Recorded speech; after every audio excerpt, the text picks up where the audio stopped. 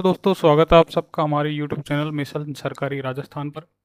दोस्तों, जैसा कि हमने कहा था कि हम हिंदी और जीके जीएस का पूरे राजस्थान पीएसआई का जो है मॉडल पेपर करवाएंगे, क्वालिटी एजुकेशन, श्रीरंग एकेडमी इनका, ताकि जो लोग अफोर्ड नहीं कर सकते हैं उनके लिए ये फायदेमंद होगा।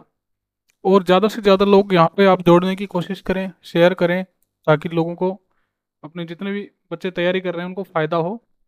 देखिए, मैं इसको जूम आउट कर लेता हूँ ताकि आपकी आंखों के लिए भी ठीक रहे, और जो लोग फ़ोन में देखते हैं उनको अच्छा यहाँ पे दिखेगा। देखिए, ज़्यादा अपने डीप में जाने से अच्छा है कि अपन क्वेश्चन पे बात करें। पहला क्वेश्चन देखिए कि निम्न कथनों पर विचार कीजिए। अब ये प्रश्न ऐसे हैं दोस्तों जो डायरेक्टली एग्जाम में आपको देखने को मिलेंगे, और हूबहू हो सकता है कि यहाँ से पेपर में प्रश्न भी आ जाए, क्योंकि पेपर का जो लेवल है वो उसी लेवल को ध्यान में रखते हुए बनाया गया है। जो आपका अभी एसआई टेलीकॉम का जो लेवल आया था, एसआई टेलीकॉम का आपने पेपर देखा होगा, काफ़ी अच्छे लेवल का पेपर था। तो उसी लेवल का आपने पेपर यहाँ पे तैयार किया गया है। तो क्वालिटी एजुकेशन का ये मॉडल पेपर है। ठीक है, तो ये हिंदी का हम दूसरा मॉडल पेपर कर रहे हैं, एक पहले करवा चुके हैं। तो इस मॉडल पेपर में हम दो टॉपिक करेंगे। क्या? एक तो हो जाएगा अपना समास, प्लस जो उपसर्ग और प्रत्यय का जो टॉपिक है वो भी कंप्लीट यहाँ पे हो जाएगा। तो इसको देखने के बाद आपको कहीं भी कुछ भी देखने की जरूरत नहीं पड़ेगी, लगभग आपका ये टॉपिक क्लियर हो जाएगा। तो आपका निम्नलिखित कथनों पर विचार कीजिए। पहला कथन क्या है कि तत्पुरुष समास कारक से जुड़ा हुआ है। देखिए, इन हाइलाइट को समझिए कि कारक से जुड़ा समास है। ठीक है, अगला देखिए, तत्पुरुष समास से शब्दों में अर्थ की दृष्टि से पूर्व पद गौण होता है और उत्तर पद क्या होता है? प्रधान। क्या ऐसा होता है? चेक करेंगे अभी। जहां दो पदों के मध्य का के की हो उसमें अपादान तत्पुरुष समास होता है। क्या ये सही है? अभी बताते हैं। तुलसीकृत शब्द में संप्रदान तत्पुरुष समास है। अब देखिए, तत्पुरुष समास कारक से जुड़ा होता है। ठीक है, बिल्कुल, तत्पुरुष समास कारक से जुड़ा होता है, ये बात बिल्कुल करेक्ट है। तत्पुरुष समास से शब्दों में जो पूर्व पद गौण होता है और उत्तर पद प्रधान, ये भी बात बिल्कुल ठीक है। अब बोला अगला है, जहां पे का के की जुड़ा हो उसमें क्या होगा? अपादान तत्पुरुष। नहीं, गलत। अपादान में से आता है। जहां पे से आता है और अलग होने की बात हो वहां अपादान आता है। तो का के की संबंध के अंदर आता है। किसके अंदर आता है? संबंध तत्पुरुष में। ठीक है, ना कि अपादान में। तो ये कथन तो गलत हो गया। ये सही है, ये वाला सही है, ये वाला गलत हो गया। तुलसी कृत यानी तुलसी द्वारा कृत, तुलसी द्वारा की गई रचना है। तो द्वारा जहां पे आ गया उसमें संप्रदान तो नहीं होगा, क्योंकि संप्रदान में तो के लिए आता है। ठीक है, तो यहाँ पे कर्ण तत्पुरुष समास होना चाहिए। कर्ण में द्वारा आता है। ठीक है, कर्ण में से भी आता है और द्वारा भी आता है। तो ये वाला गलत हो गया। तो इसने पूछा है कि कौन से सत्य कथन है। तो एक और दो सत्य कथन है। ऑप्शन नंबर बी आपका करेक्ट हो जाएगा। देखिए दोस्तों, वीडियो अच्छी लगे ना तो इसको लाइक भी करोगे तो ठीक है, लेकिन शेयर जरूर कर देना। किसी और भाई का फल मतलब फायदा होगा ना, तो आपको दुआएं मिलेंगी। अच्छे से जूम करके पूरा देखते हैं इसको। अगला प्रश्न है दोस्तों, निम्नलिखित में से कौन सा संप्रदान तत्पुरुष समास का उदाहरण नहीं है? संप्रदान तत्पुरुष, मैंने अभी क्या बताया, संप्रदान में क्या आता है? एक ट्रिक सीख लीजिए, जहां पे के लिए देखने को मिल जाए, के लिए, तो वहां पे क्या आएगा? संप्रदान। सत्य के लिए आग्रह, सत्य के लिए आग्रह। ठीक है, इन सबको मैं बता देता हूं, लिखने से अच्छा रहेगा। प्रतीक्षा के लिए आलय। जब आपको समास विग्रह समझ में आ जाएगा, समास को तोड़ना सीख जाएंगे, तो आप आसानी से आंसर भी कर ले जाएंगे। अब देखिए, राजसभा, आप ऐसे कर सकते हैं कि राज के लिए सभा। नहीं, राज कौन है भाई? ये कोई वो सिमरन वाला राज थोड़ी है। देखिए, इसमें क्या होगा? राजा के लिए सभा होती है, लेकिन राजा की सभा, राजा के लिए सभा थोड़ी होती, राजा की सभा होती है। का के की, अभी थोड़ी देर पहले प्रश्न में आया था, का के की जहां पे आ जाए तो वहां क्या होता है? संबंध तत्पुरुष समास। संबंध तत्पुरुष समास। पुण्यदान, पुण्य के लिए दान। ठीक है, जहां पे के लिए आ गया वहां पे क्या है? संप्रदान। प्रतीक्षा के लिए आल्य।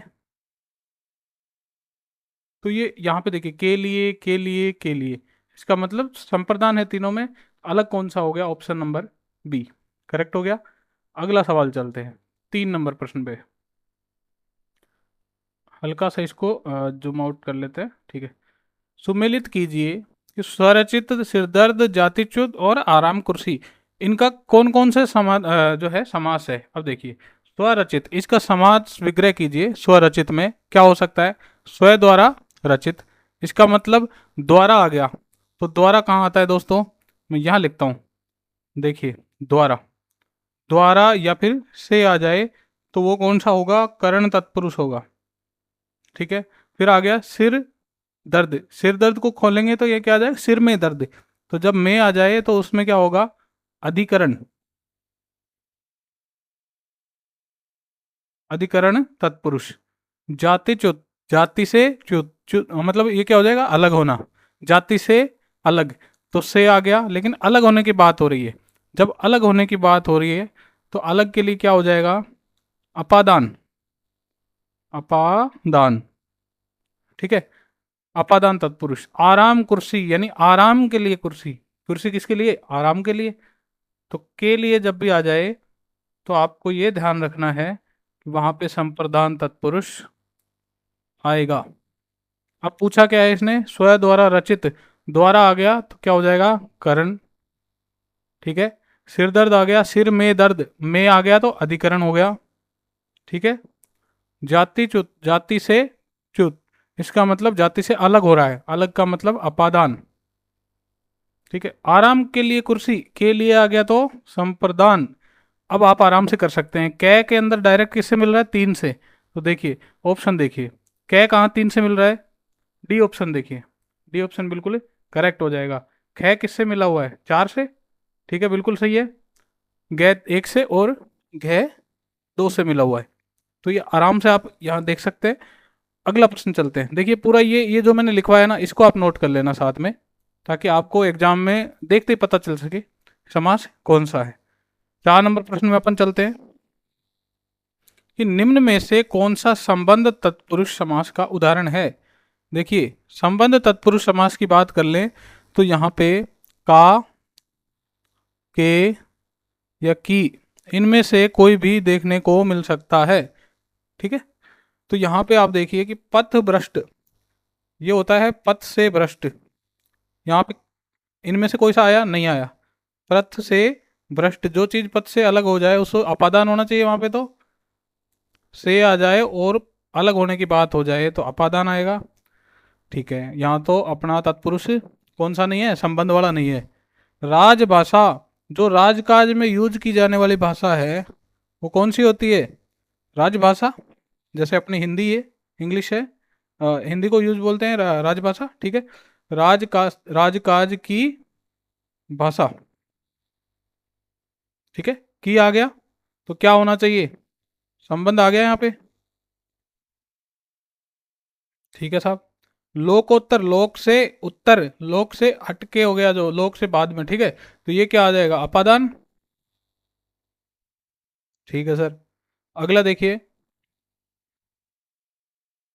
प्रेम आतुर, प्रेम में आतुर, प्रेम में आतुर, अब आ गया, क्या आ गया? में।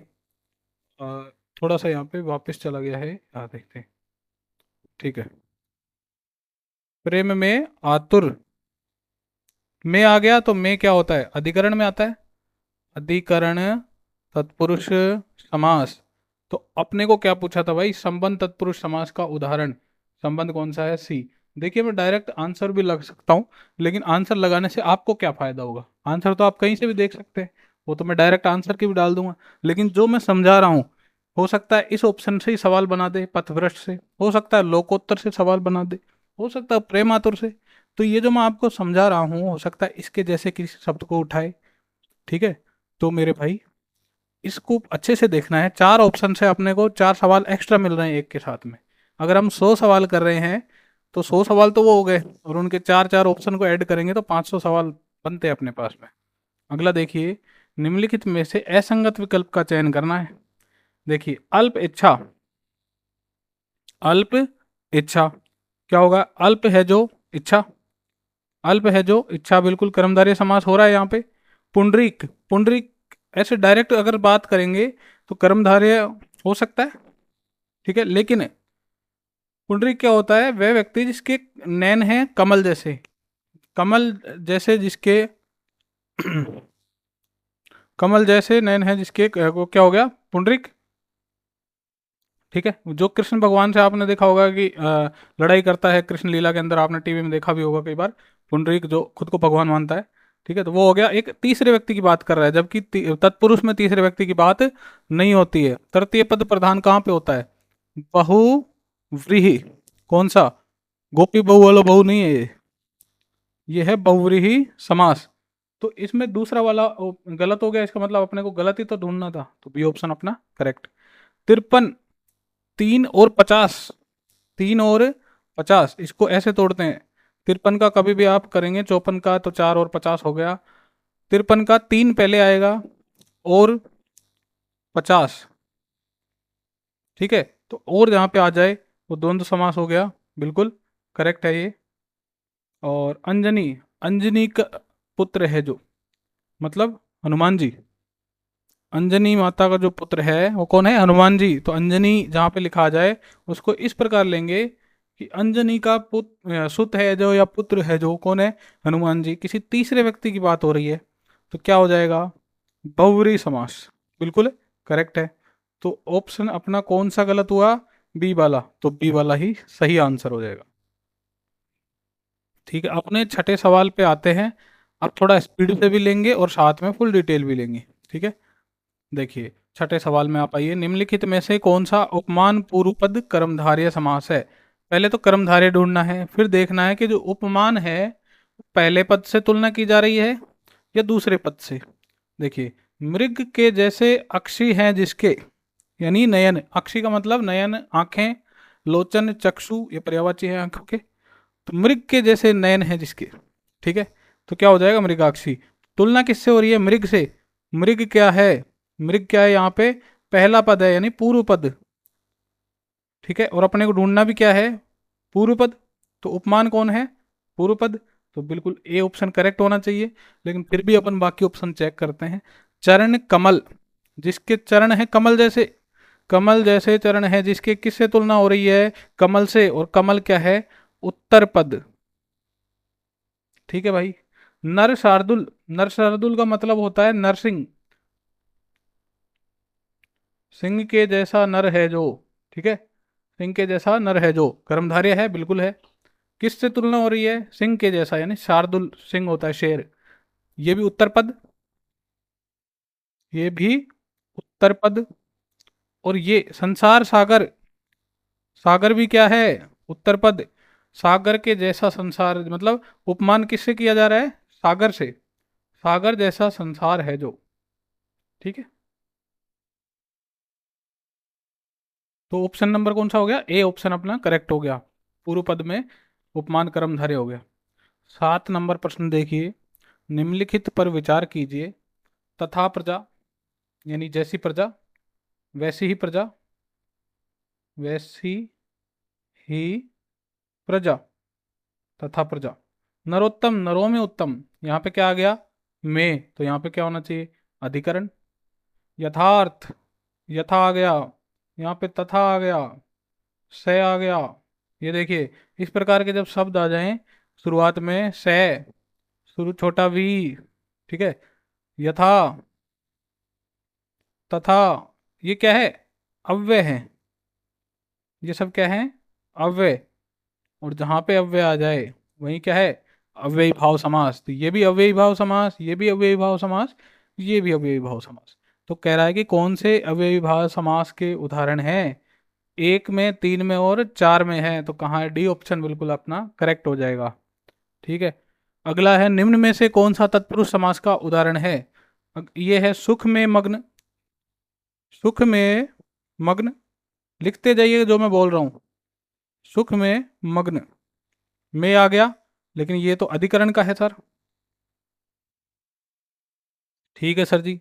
अंध भक्त, अंधा है जो भक्त, अंधा है जो भक्त, ये तो कर्मधारय हो गया, ठीक है। कर्म से विमुख, कर्म से विमुख, कोई चीज से अलग हो रहा है, कर्म से वो अलग हो रहा है, मुंह मोड़ रहा है, तो क्या आएगा? अपादान। ठीक है मेरे भाई, अपादान। बचा ऑप्शन कौन सा? ये कुल आगत, कुल से आगत,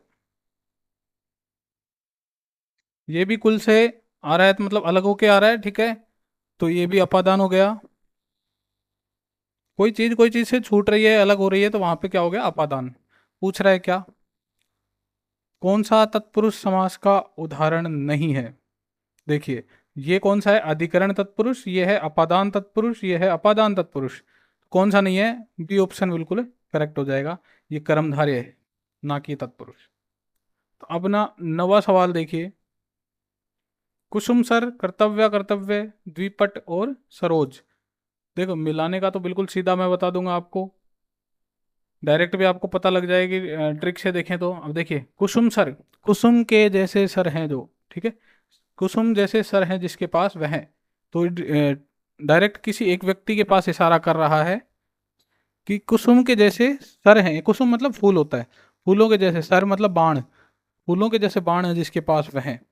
ये देखिए, बहुव्रीहि समास, किसी स्पेशल तीसरे व्यक्ति की बात हो रही है, तो बहुव्रीहि समास हो गया। कर्तव्य कर्तव्य, इस प्रकार के जब शब्द आ जाएं, तो वहां पे आपको द्वंद्व करना पड़ेगा। क्यों? कि कर्तव्य और अकर्तव्य दोनों से मिलकर बना हुआ है, तो दोनों में वैकल्पिक द्वंद्व हो गया। या तो आप कर्तव्य को चुने या अकर्तव्य को, तो वहां पे वैकल्पिक द्वंद्व होता है। द्विपट, शुरुआत में संख्यावाचक शब्द आ गया, तो इसका मतलब द्विगु। ठीक है। सरोज, सरे प्लस जय, मतलब सर में जन्मा हुआ है वह। ठीक है, सर में जन्मा, मतलब तालाब में जन्मा हुआ, तो ये हो जाएगा सरोज, तत्पुरुष हो जाएगा। तालाब में जन्मा हुआ, कमल को कहते हैं सरोज। तो अगला देखिए, अभी यहाँ पे मिलान कीजिए। कै में 3 है और ख में 2।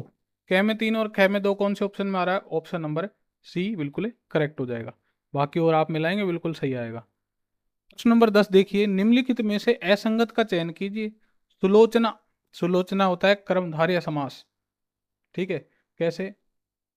सुंदर है लोचन जिसके, लोचन मतलब आंख, सु मतलब सुंदर, ठीक है, सु उपसर्ग लगता है, लेकिन सुलोचन, अच्छा, सु का मतलब होता है अच्छा या सुंदर।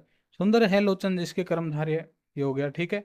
मरणासन, मरण को आसन्न, मरण को आसन्न, मतलब मरने को तुला हुआ है बिल्कुल, मरण को आसन्न। अब देखिए, जहां पे को आ गया, तो मैंने क्या कहा था? मरण को आसन्न, यहाँ पे क्या होना चाहिए? कर्ण तत्पुरुष हो सकता है क्या? नहीं होगा,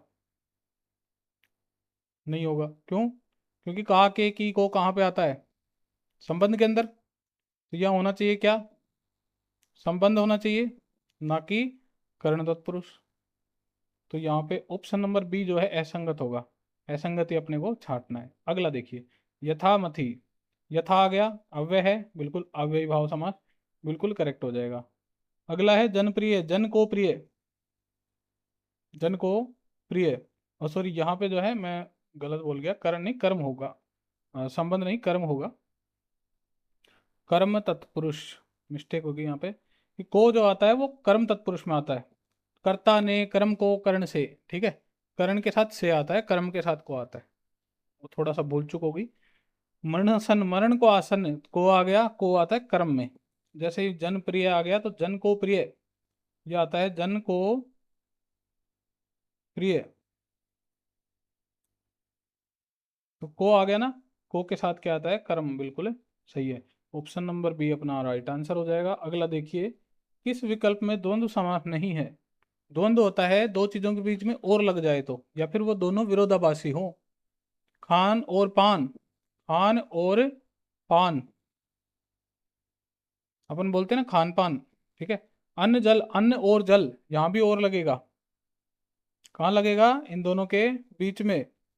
काला पानी, काला और पानी कर सकते हैं क्या? दोनों अलग अलग चीजें हैं, ठीक है। तो काला पानी, काला है जो पानी, तो यहाँ पे क्या होना चाहिए? कर्मधारय, कर्मधारय होना चाहिए, काला है जो पानी। मोटा ताजा, तो हो गया मोटा और ताजा, मोटा एंड ताजा। तो ये इसमें देखिए तीनों में द्वंद्व है, लेकिन किस में नहीं है, काला पानी में नहीं है। तो ये हो गया ऑप्शन बिल्कुल है करेक्ट है। देखिए वीडियो शेयर कर देना जरूर। अगला है प्रश्न नंबर 12, किस विकल्प में कर्मधारय समास नहीं है? तो ऑप्शन में चलते हैं। कर्मधारय समास नहीं है वो पूछा है। यहाँ हो जाएगा नीला है जो कमल, कर्मधारय है। पाप और पुण्य, इसको लिख सकते हैं पाप और पुण्य। पाप और पुण्य, तो ये तो कर्मधारय नहीं है, और आ गया इसका मतलब द्वंद्व होना चाहिए। तो ये आपका ऑप्शन कर्मधारय नहीं है पाप और पुण्य में, ठीक है। नील गाय, नीली है जो गाय, बिल्कुल करेक्ट हो जाएगा। चंद्रमुख, चंद्रमा के जैसा मुख है जिसका, ये हो जाएगा, ठीक है। कर्मधारय तो नहीं है किसमें भी, ऑप्शन में। बहुव्रीहि समास में अब इनकी विशेषताएं पूछ रहा है कि पहला पद प्रधान होता है क्या, दूसरा है दोनों पद प्रधान होते हैं क्या, पहला पद संख्यावाची होता है क्या, या अन्य पद प्रधान होता है। देखिए, पहला पद प्रधान होता है क्या, नहीं सर। दोनों पद प्रधान होते हैं, ये तो द्वंद्व में होते हैं, तो ये भी गलत हो गया। तीसरा संख्यावाची, संख्यावाची तो द्विगु के अंदर होता है, ये भी गलत हो गया। अन्य पद प्रधान होता है, बिल्कुल करेक्ट हो गया। बहुव्रीहि समास के अंदर क्या होता है, अन्य पद प्रधान होता है, जिसकी बातचीत हो रही है वो कोई और ही निकलेगा, जिसका नाम नहीं लिया जा रहा लेकिन उसकी बातचीत हो रही है। तो इसका मतलब डी ऑप्शन करेक्ट हो गया। अगला है 14 नंबर। देखिए 14 नंबर प्रश्न में, जिस समास में प्रथम पद संख्यावाचक हो, मैंने बताया बिल्कुल द्विगु, द्विगु के द्वि ही खुद संख्यावाचक है, आप देख लीजिए, इसका मतलब करेक्ट हो जाएगा द्विगु, ठीक है। प्रथम पद जहाँ संख्यावाचक आ जाए, जैसे चौमासा, 4 मास का समूह चौमासा, ठीक है। निम्न चौमासा शब्द पूछा भी गया है अभी, कुछ पिछले किसी एग्जाम में पूछा गया था जहाँ तक मुझे याद है, और चौमासा शब्द कंफ्यूज भी करता है, ठीक है। ये आइए, निम्नलिखित में से कौन सा समाहार द्वंद्व समास, समाहार में क्या होगा, वगैरह शब्द यूज किया जाएगा, ठीक है, वगैरह। जैसे मैं कहूँ चाट पकौड़ी वगैरह खाएंगे क्या, अब चाट पकौड़ी वगैरह में सब आ गया, पिज्जा बर्गर चाउमीन जो भी है, ठीक है।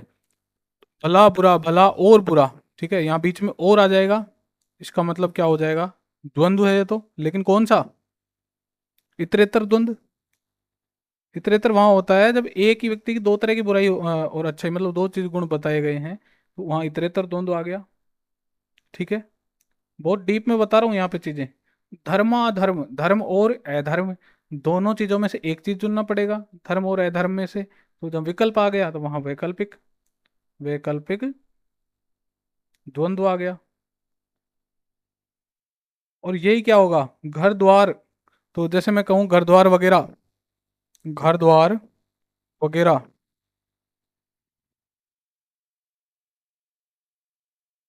अब मैं कहूँ कि कोई लड़का लड़की को देखने गया, ठीक है, उसके घर वाले गए, तो पड़ोसी क्या पूछते हैं, और घर बार वगैरह कैसा है।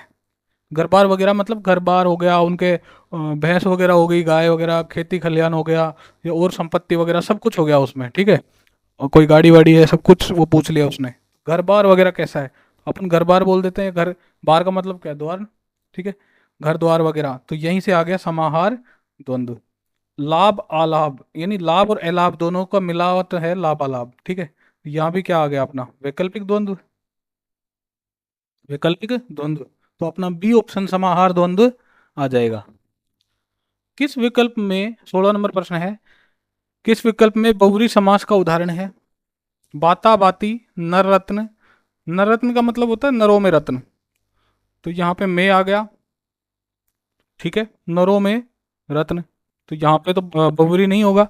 आम रस, आम का रस, यहाँ पे आम का आ गया, का से क्या होता है, अधिकरण,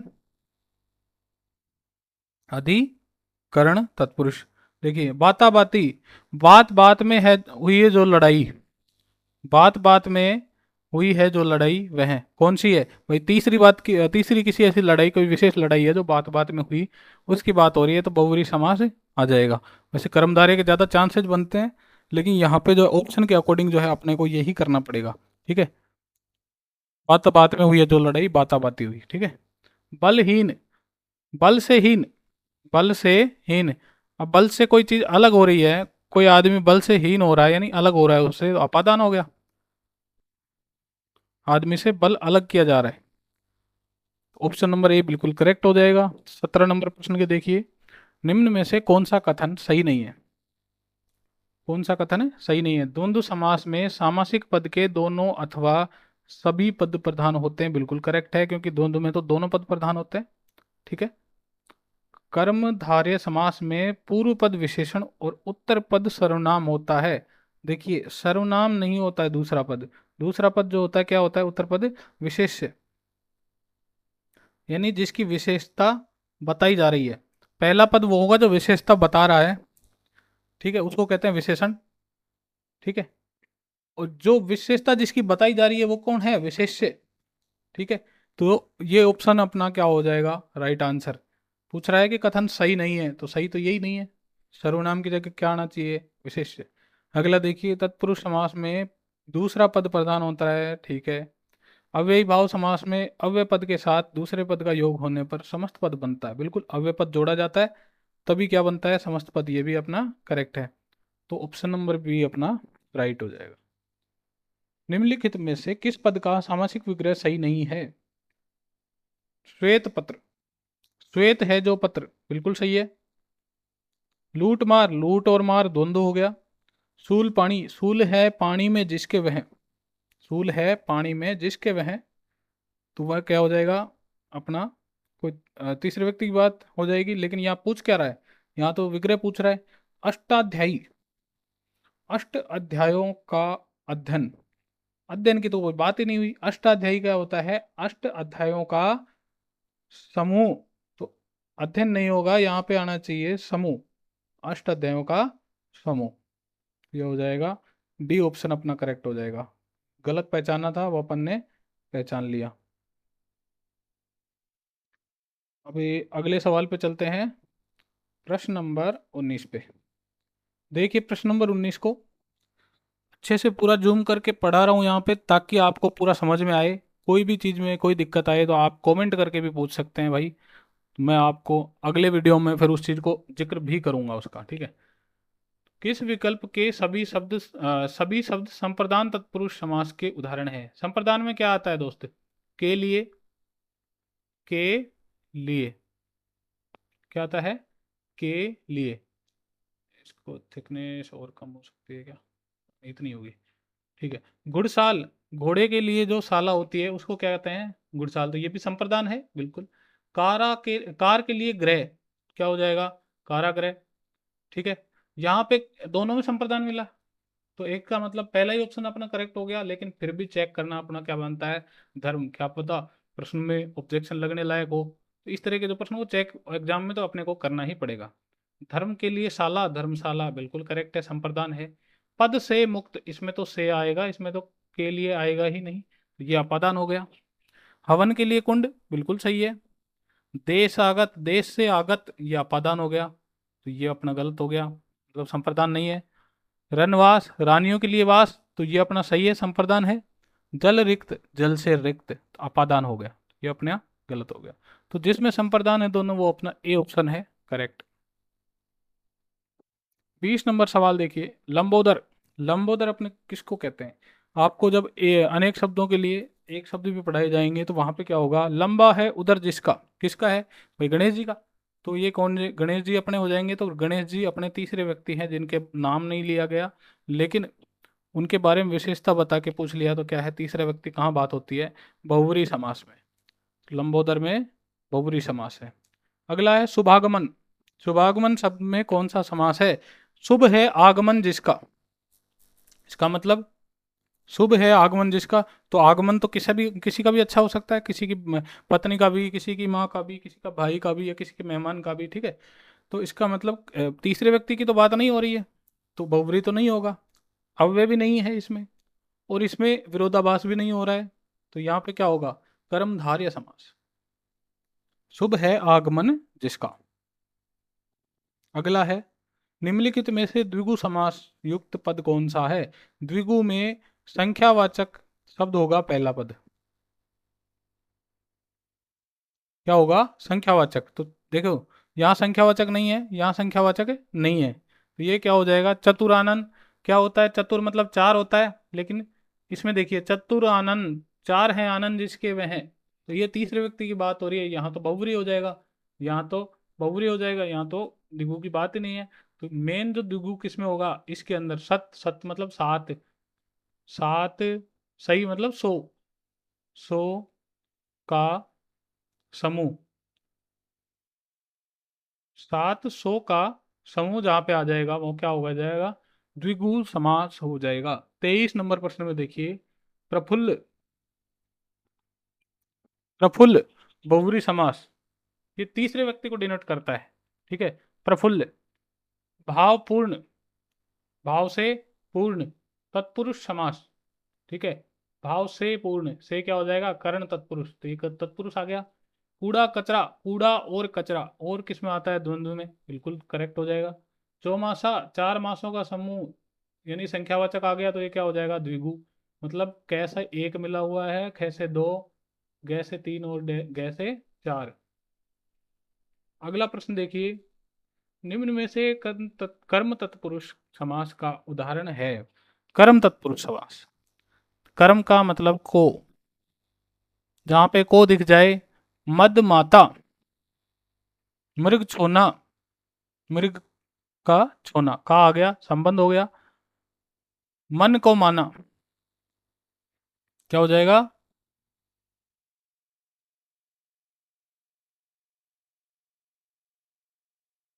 मन का माना, तो मन की मानी करने वाला का आ गया, ठीक है। मद से माता, ये हो गया, मद से मत से आ गया। तो यहाँ होता है गगन को चूमने वाला, गगन चुंबी, गगन को चूमने वाला, यहाँ पे लिखिए गगन को चूमने वाला, तो को आ गया, को आ गया, तो क्या हो जाएगा मेरे भाई, यहाँ पे कर्म तत्पुरुष, तो बिल्कुल करेक्ट हो जाएगा डी ऑप्शन,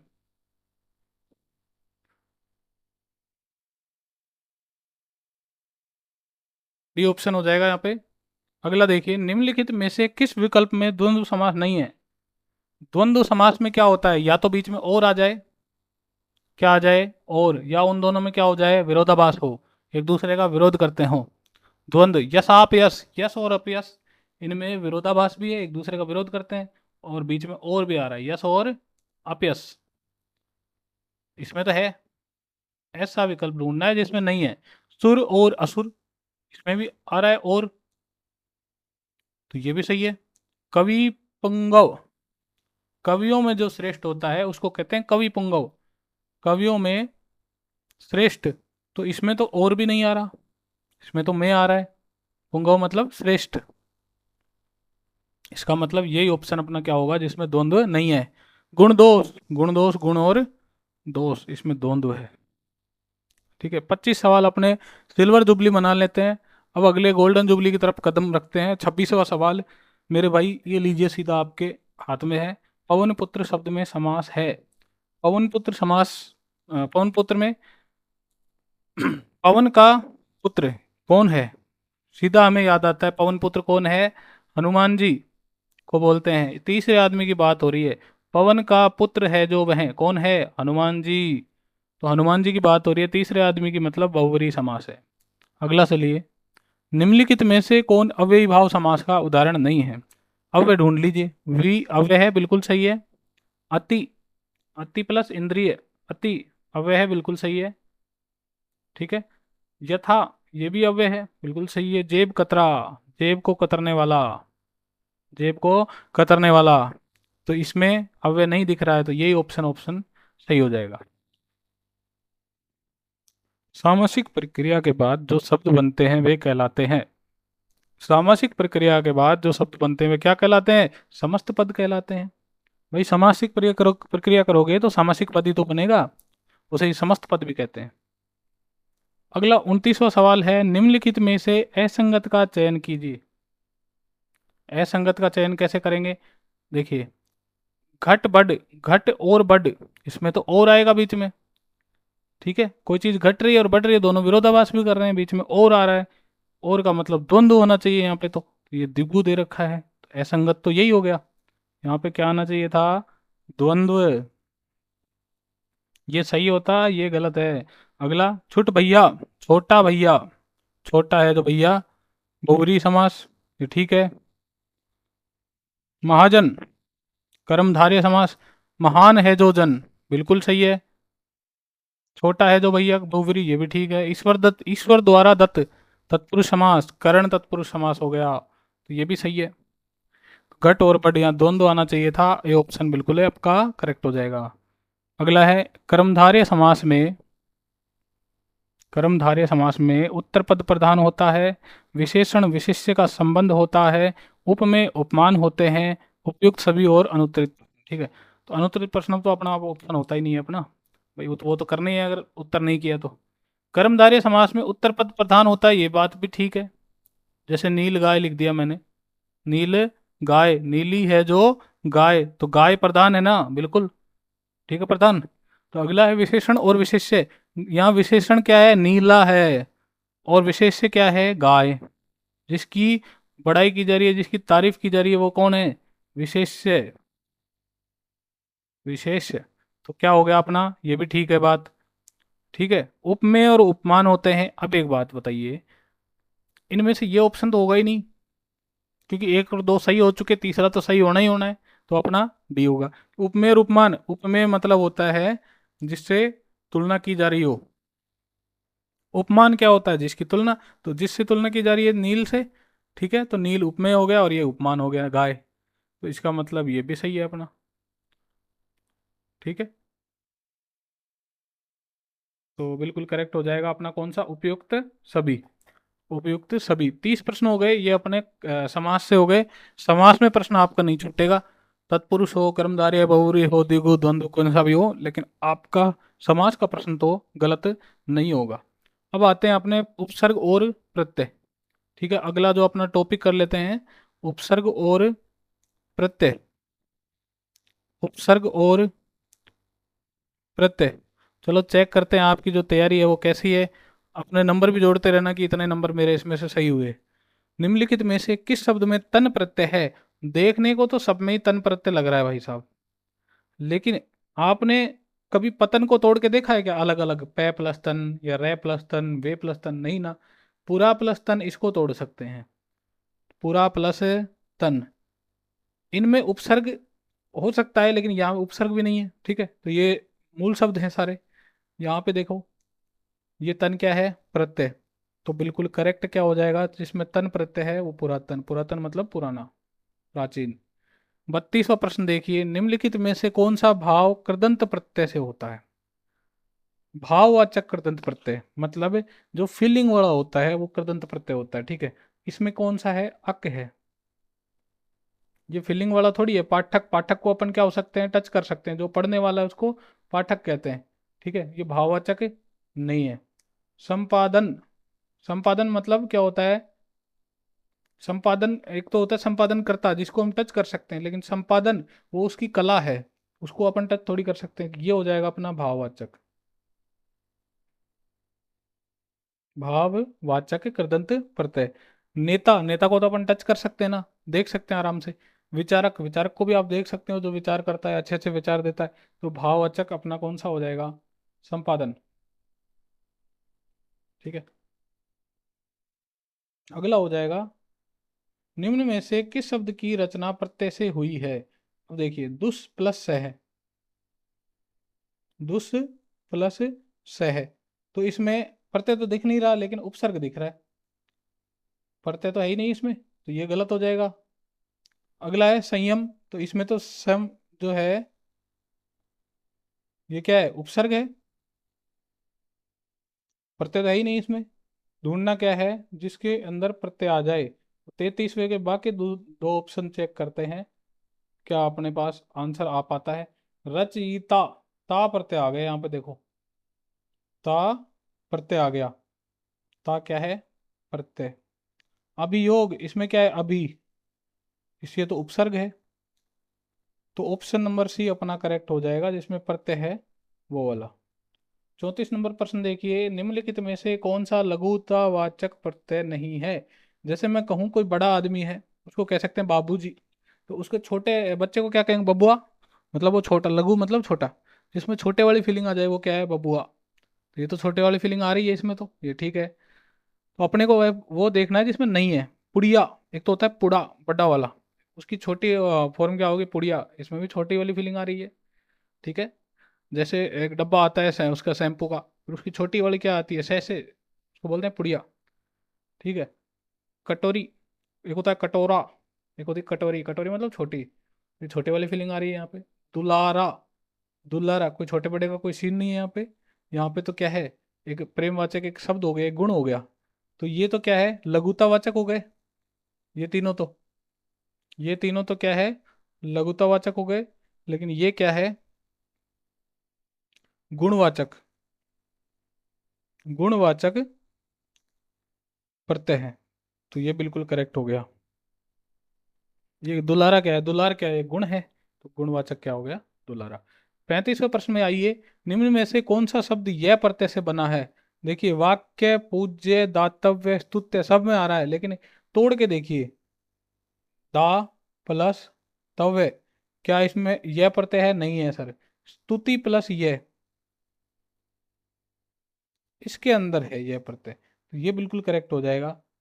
वाक्य में नहीं है, और पूज्य के अंदर भी जय प्रत्यय नहीं आएगा। ठीक है। इसके अंदर क्या होगा, स्तुत्य जो है, स्तुति प्लस, सॉरी सॉरी, उल्टा, यहाँ पे मिस्टेक हुई है। मिस्टेक है यहाँ पे यह प्रत्यय है, वाक प्लस ये, पूजा प्लस ये। थोड़ा सा मुझे कंफ्यूजन हुआ यहाँ पे, उसके लिए क्षमा चाहता हूँ। दातव्य, तो इसका ऑप्शन डी नहीं आएगा, इसका तो करेक्ट कर लेते हैं थोड़ा सा। इसका ऑप्शन आएगा बी,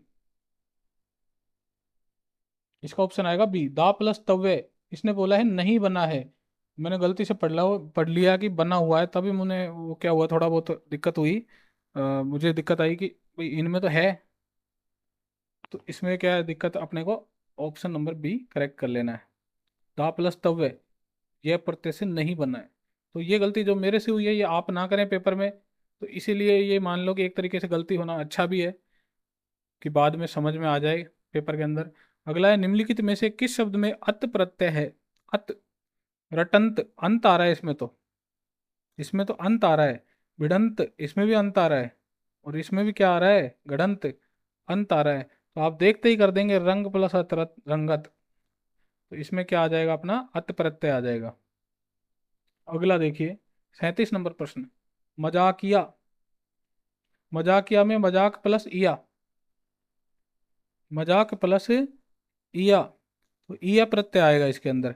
ठीक है। तो इया कहाँ है, ये रहा। वैसे भी आप देख लीजिए, यहाँ पे छोटी ई है, तो ई आई ही आएगा इसमें।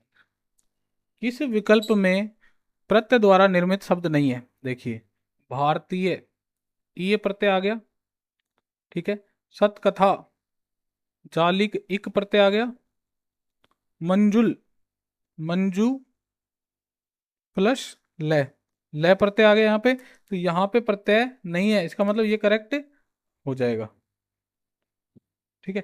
अगला आइए, इसमें सत जो है वो उपसर्ग है, सत प्लस कथा। लय प्रत्यय से निर्मित शब्द कौन सा है, अब देखिए। अभी थोड़ी देर पहले मंजुल पढ़ा, ऐसे मातुल पढ़ा, लेकिन लय प्रत्यय था वहां पर। यहाँ पे क्या होगा, मात प्लस उल है यहाँ पे, ना कि मातु प्लस लय। मात प्लस उल, तो उल प्रत्यय है, लय नहीं है। गंगाल, गंगा, सॉरी, गंग प्लस आल, गंग धन आल, आल प्रत्यय है यहाँ पे। यहाँ पे क्या है, वत्स, वत्स यानी भाई बेटे को बोल सकते हैं वत्स, या किसी छोटे बच्चे को बोल सकते हैं वत्स। ठीक है। वत्स प्लस लय। ठीक है। यहाँ पे हो गया ऊर्जस्व प्लस लय, मत कर देना। यहाँ पे ऊर्जस प्लस वल, तो वल प्रत्यय है यहाँ पे। ठीक है। तो यह अपना करेक्ट हो जाएगा, लय प्रत्यय। निम्नलिखित में से किस शब्द में ई प्रत्यय नहीं है, ई प्रत्यय। सोवली, सो प्लस,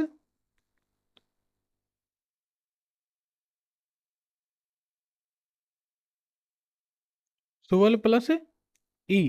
ठीक है। लैंगिकी, लिंग प्लस इकी।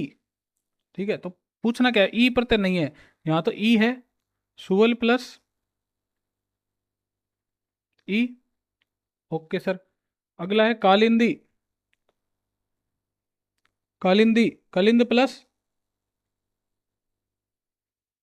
ई, जानकी, सीता माता को बोलते हैं तो जनक जी की पुत्री थी, तो जनक प्लस ई जानकी। लैंगिकी, इसमें लैंगिक प्लस ई मत कर देना, पहले लिंग प्लस इकी, ये करना है।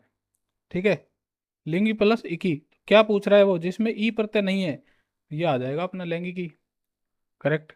41 नंबर प्रश्न देखिए, कौन सा शब्द कर्णवाचक तत्पुरुष कर्णवाचक कृत प्रत्यय से संबंधित है।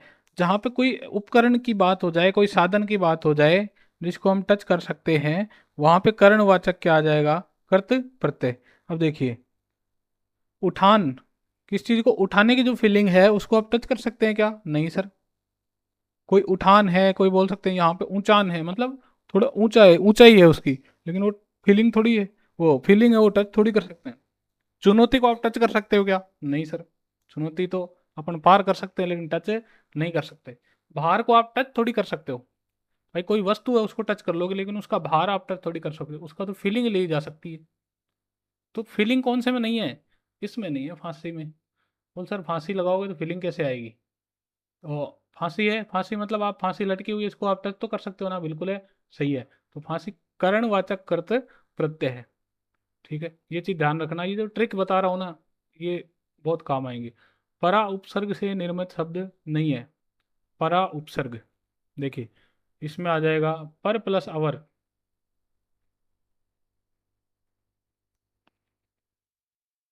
ठीक है, पर प्लस अवर। इसके अगले में आएगा परा भिक्ष, परा प्लस भिक्ष,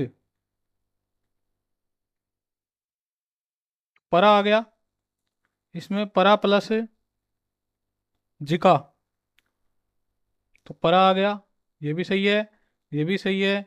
और परा प्लस करण, पराकरण। तो किस में परा नहीं है, पापा का परा किस में नहीं है, पर प्लस अवर में नहीं है सर। ठीक है, तो ये ऑप्शन अपना करेक्ट हो जाएगा। अगला है 43 नंबर प्रश्न, निम्नलिखित पर विचार कीजिए, स्वजन, स्वजन, तो इसमें आ जाएगा स्व मतलब अपना, जन मतलब आदमी, क्योंकि ये तो अपना ही आदमी है। ठीक है, सु प्लस अच्छ, इसमें तो सु है उपसर्ग, स्वस्ति, सु प्लस अस्ति, सुअल्प, सु प्लस अल्प। ठीक है, तो इसमें पूछा क्या है कि कौन से शब्द सु उपसर्ग से बने हैं। तो देखो, दो तीन और चार, दो तीन और चार, ऑप्शन नंबर सी में बिल्कुल करेक्ट हो जाएगा। 44 नंबर देखिए, गैर उपसर्ग निम्न में से किस अर्थ में प्रयुक्त नहीं होते हैं। गैर उपसर्ग, देखिए गैर क्या है, एक नेगेटिव वर्ड तो है, लेकिन इतना नेगेटिव नहीं है कि बिल्कुल निषेध ही कर दे, किसी चीज को बैन कर दे, ऐसा नहीं होगा। गैर मतलब होता है, ये हो सकता है किसी गैर मर्द, मतलब किसी दूसरे आदमी, तो दूसरा भी सही है। विरुद्ध मतलब गैर सरकारी बोल सकते हैं, गैर कानूनी, कोई चीज कानून के विरुद्ध हो गया तो गैर यूज कर सकते हैं। ठीक है, गैर मतलब किसी गैर चीज पे, यानी दूसरे भिन्न चीज पे, गैर गैर चीजों पे जाके आप भैया आपका मन डोलता है, तो वो क्या हो गया, भिन्न भिन्न चीजों पे, ये भी सही है। लेकिन निषेध नहीं कर सकता गैर, गैर लगा के आप किसी चीज को निषेध में नहीं परिवर्तित कर सकते। तो अर्थ में परिवर्तन गैर से निषेध का नहीं होगा, ऑप्शन नंबर ए हो जाएगा। 45 नंबर, निम्न में से बहुत समय तक के अर्थ में प्रयुक्त होने वाला शब्द, देखिए आत्म तत् चिर सबको पता है चिर का मतलब क्या होता है, लंबे समय तक। ठीक है, बहुत समय तक। भाई 46 नंबर सवाल, अधोलिखित पर विचार कर सही कूट चुने।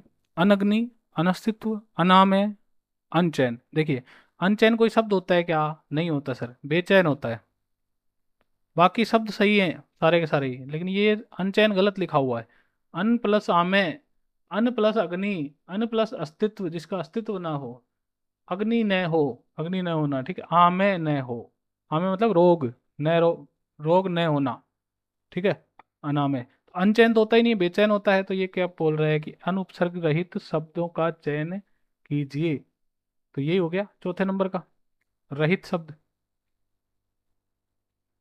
ठीक है, चौथे नंबर का रहित, तो अनु उपसर्ग रहित का चयन करना है 46 के अंदर। तो अपना ऑप्शन नंबर कौन सा हो जाएगा? एक, दो और तीन कौन से में है? देखो, एक, दो और तीन बी ऑप्शन में आ गया।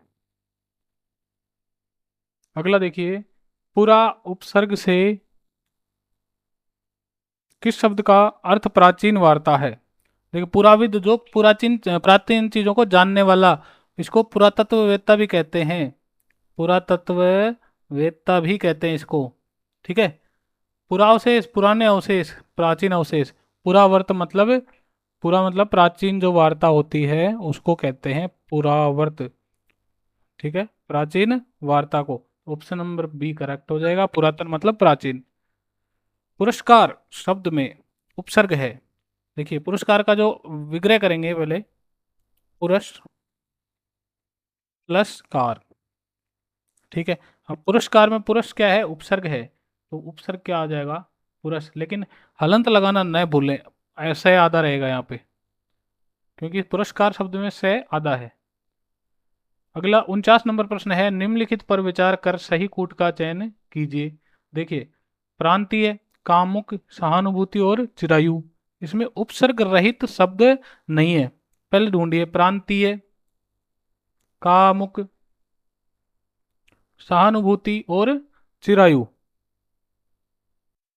तो देखिए, प्रांतीय में कहीं उपसर्ग नहीं दिख रहा है, कामुक में भी कोई उपसर्ग नहीं दिख रहा, सहानुभूति में सह प्लस अनु प्लस भूति, सह प्लस अनु प्लस भूति जब विग्रह करेंगे तो यहाँ पे क्या दिखेगा आपको? उपसर्ग दिख जाएगा। तो ऑप्शन नंबर दो करेक्ट होना चाहिए। और चिरायु, अभी आगे कूट आएगा, कूट में चयन करना है। अब देखिए, उपसर्ग रहित तो कौन से हैं? ये तीनों। लेकिन पूछा है शब्द नहीं है, तो नहीं का मतलब जो उपसर्ग रहित नहीं है, ऑप्शन नंबर दो। तो दो नंबर ऑप्शन अपना बिल्कुल सही है। चिरायु के अंदर क्या है? उपसर्ग नहीं है। तो 49 नंबर में क्या आएगा अपना?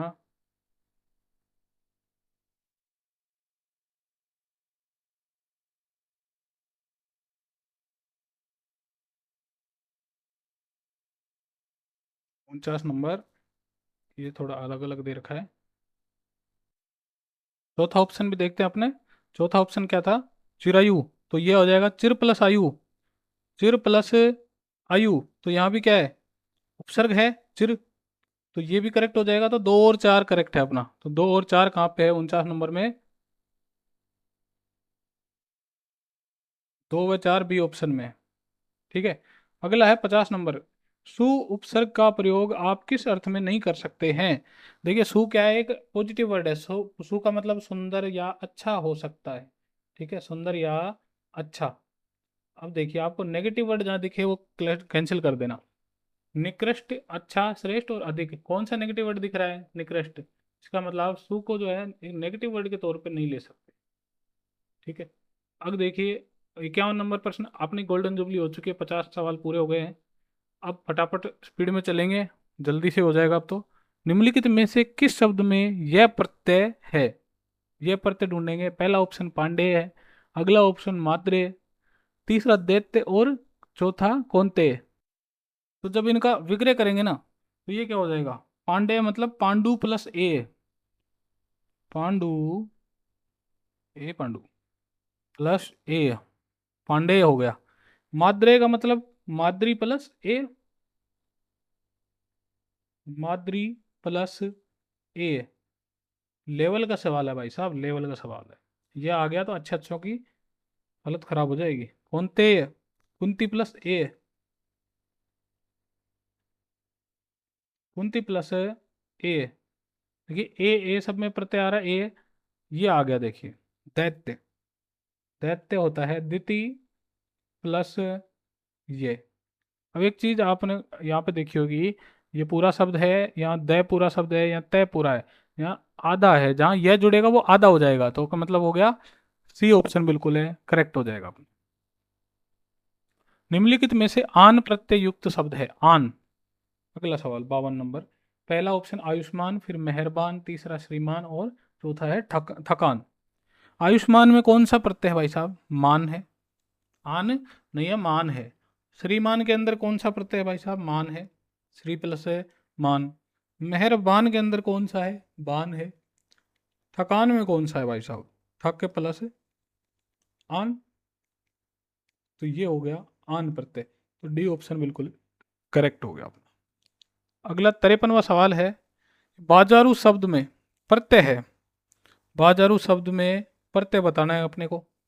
ठीक है, तो बाजारू शब्द में पहले तो इसका क्या करते हैं, विग्रह करते हैं, बाजार प्लस ऊ। ठीक है, जैसे गंवारू, अकड़ू, ये शब्द होते हैं ना इस तरीके के। तो बाजारू, बाजार, बाजार शब्द होता है मूल शब्द प्लस ऊ, ये क्या हो गया बाजारू, तो ऊ प्रत्यय है। ऊ भी कौन सा, छोटा या बड़ा वाला, बड़ा वाला। ठीक है सर, बाजार, यहाँ पे देखिए आप, बड़ा रू है, इसका मतलब इसके अंदर बड़ा वाला ऊ जुड़ा हुआ है, छोटा वाला नहीं है। 54 नंबर सवाल, नए उपसर्ग रहित शब्द है जिसमें नए उपसर्ग नहीं हो। ठीक है, तो अपना पहला ऑप्शन है नकुल, दूसरा नपुंसक, तीसरा है नास्तिक और चौथा है नर्तकी। देखिए, नए कुल, नकुल, अगला है नए प्लस आस्तिक, नए प्लस है आस्तिक। मेरे राइटिंग पे मत जाइएगा, क्योंकि जो लिखने में जो है सिस्टम का यूज कर रहा हूँ, थोड़ा हाथ बैठा हुआ कम है इस पे, अभी धीरे धीरे आदत पड़ जाएगी। ठीक है, अगला है नपुंसक, नपुंसक नास्तिक, इनमें जो है नए उपसर्ग दिख रहा है अलग, नया प्लक पुंसक हो गया। ठीक है, यहाँ पे भी अपना सही है, नए उपसर्ग है। रहित पूछा है उसने, रहित मतलब जिसमें नहीं हो नए उपसर्ग। नर्तकी, नर्तकी में तो नए उपसर्ग को अलग नहीं कर सकते, क्योंकि ऐसे थोड़ी करेंगे, नए प्लस ये तो कोई शब्द ही नहीं होता, तो ये नहीं होगा, तो ऑप्शन नंबर डी अपना करेक्ट हो जाएगा। अगला है, निम्नलिखित में से कौन सा अरबी उपसर्ग युक्त शब्द है। अरबी उपसर्ग, भाई साहब, लाचार, बेखुद, हम खाना और बतौर, अरबी उपसर्ग। देखिए, ला, ला प्लस चार,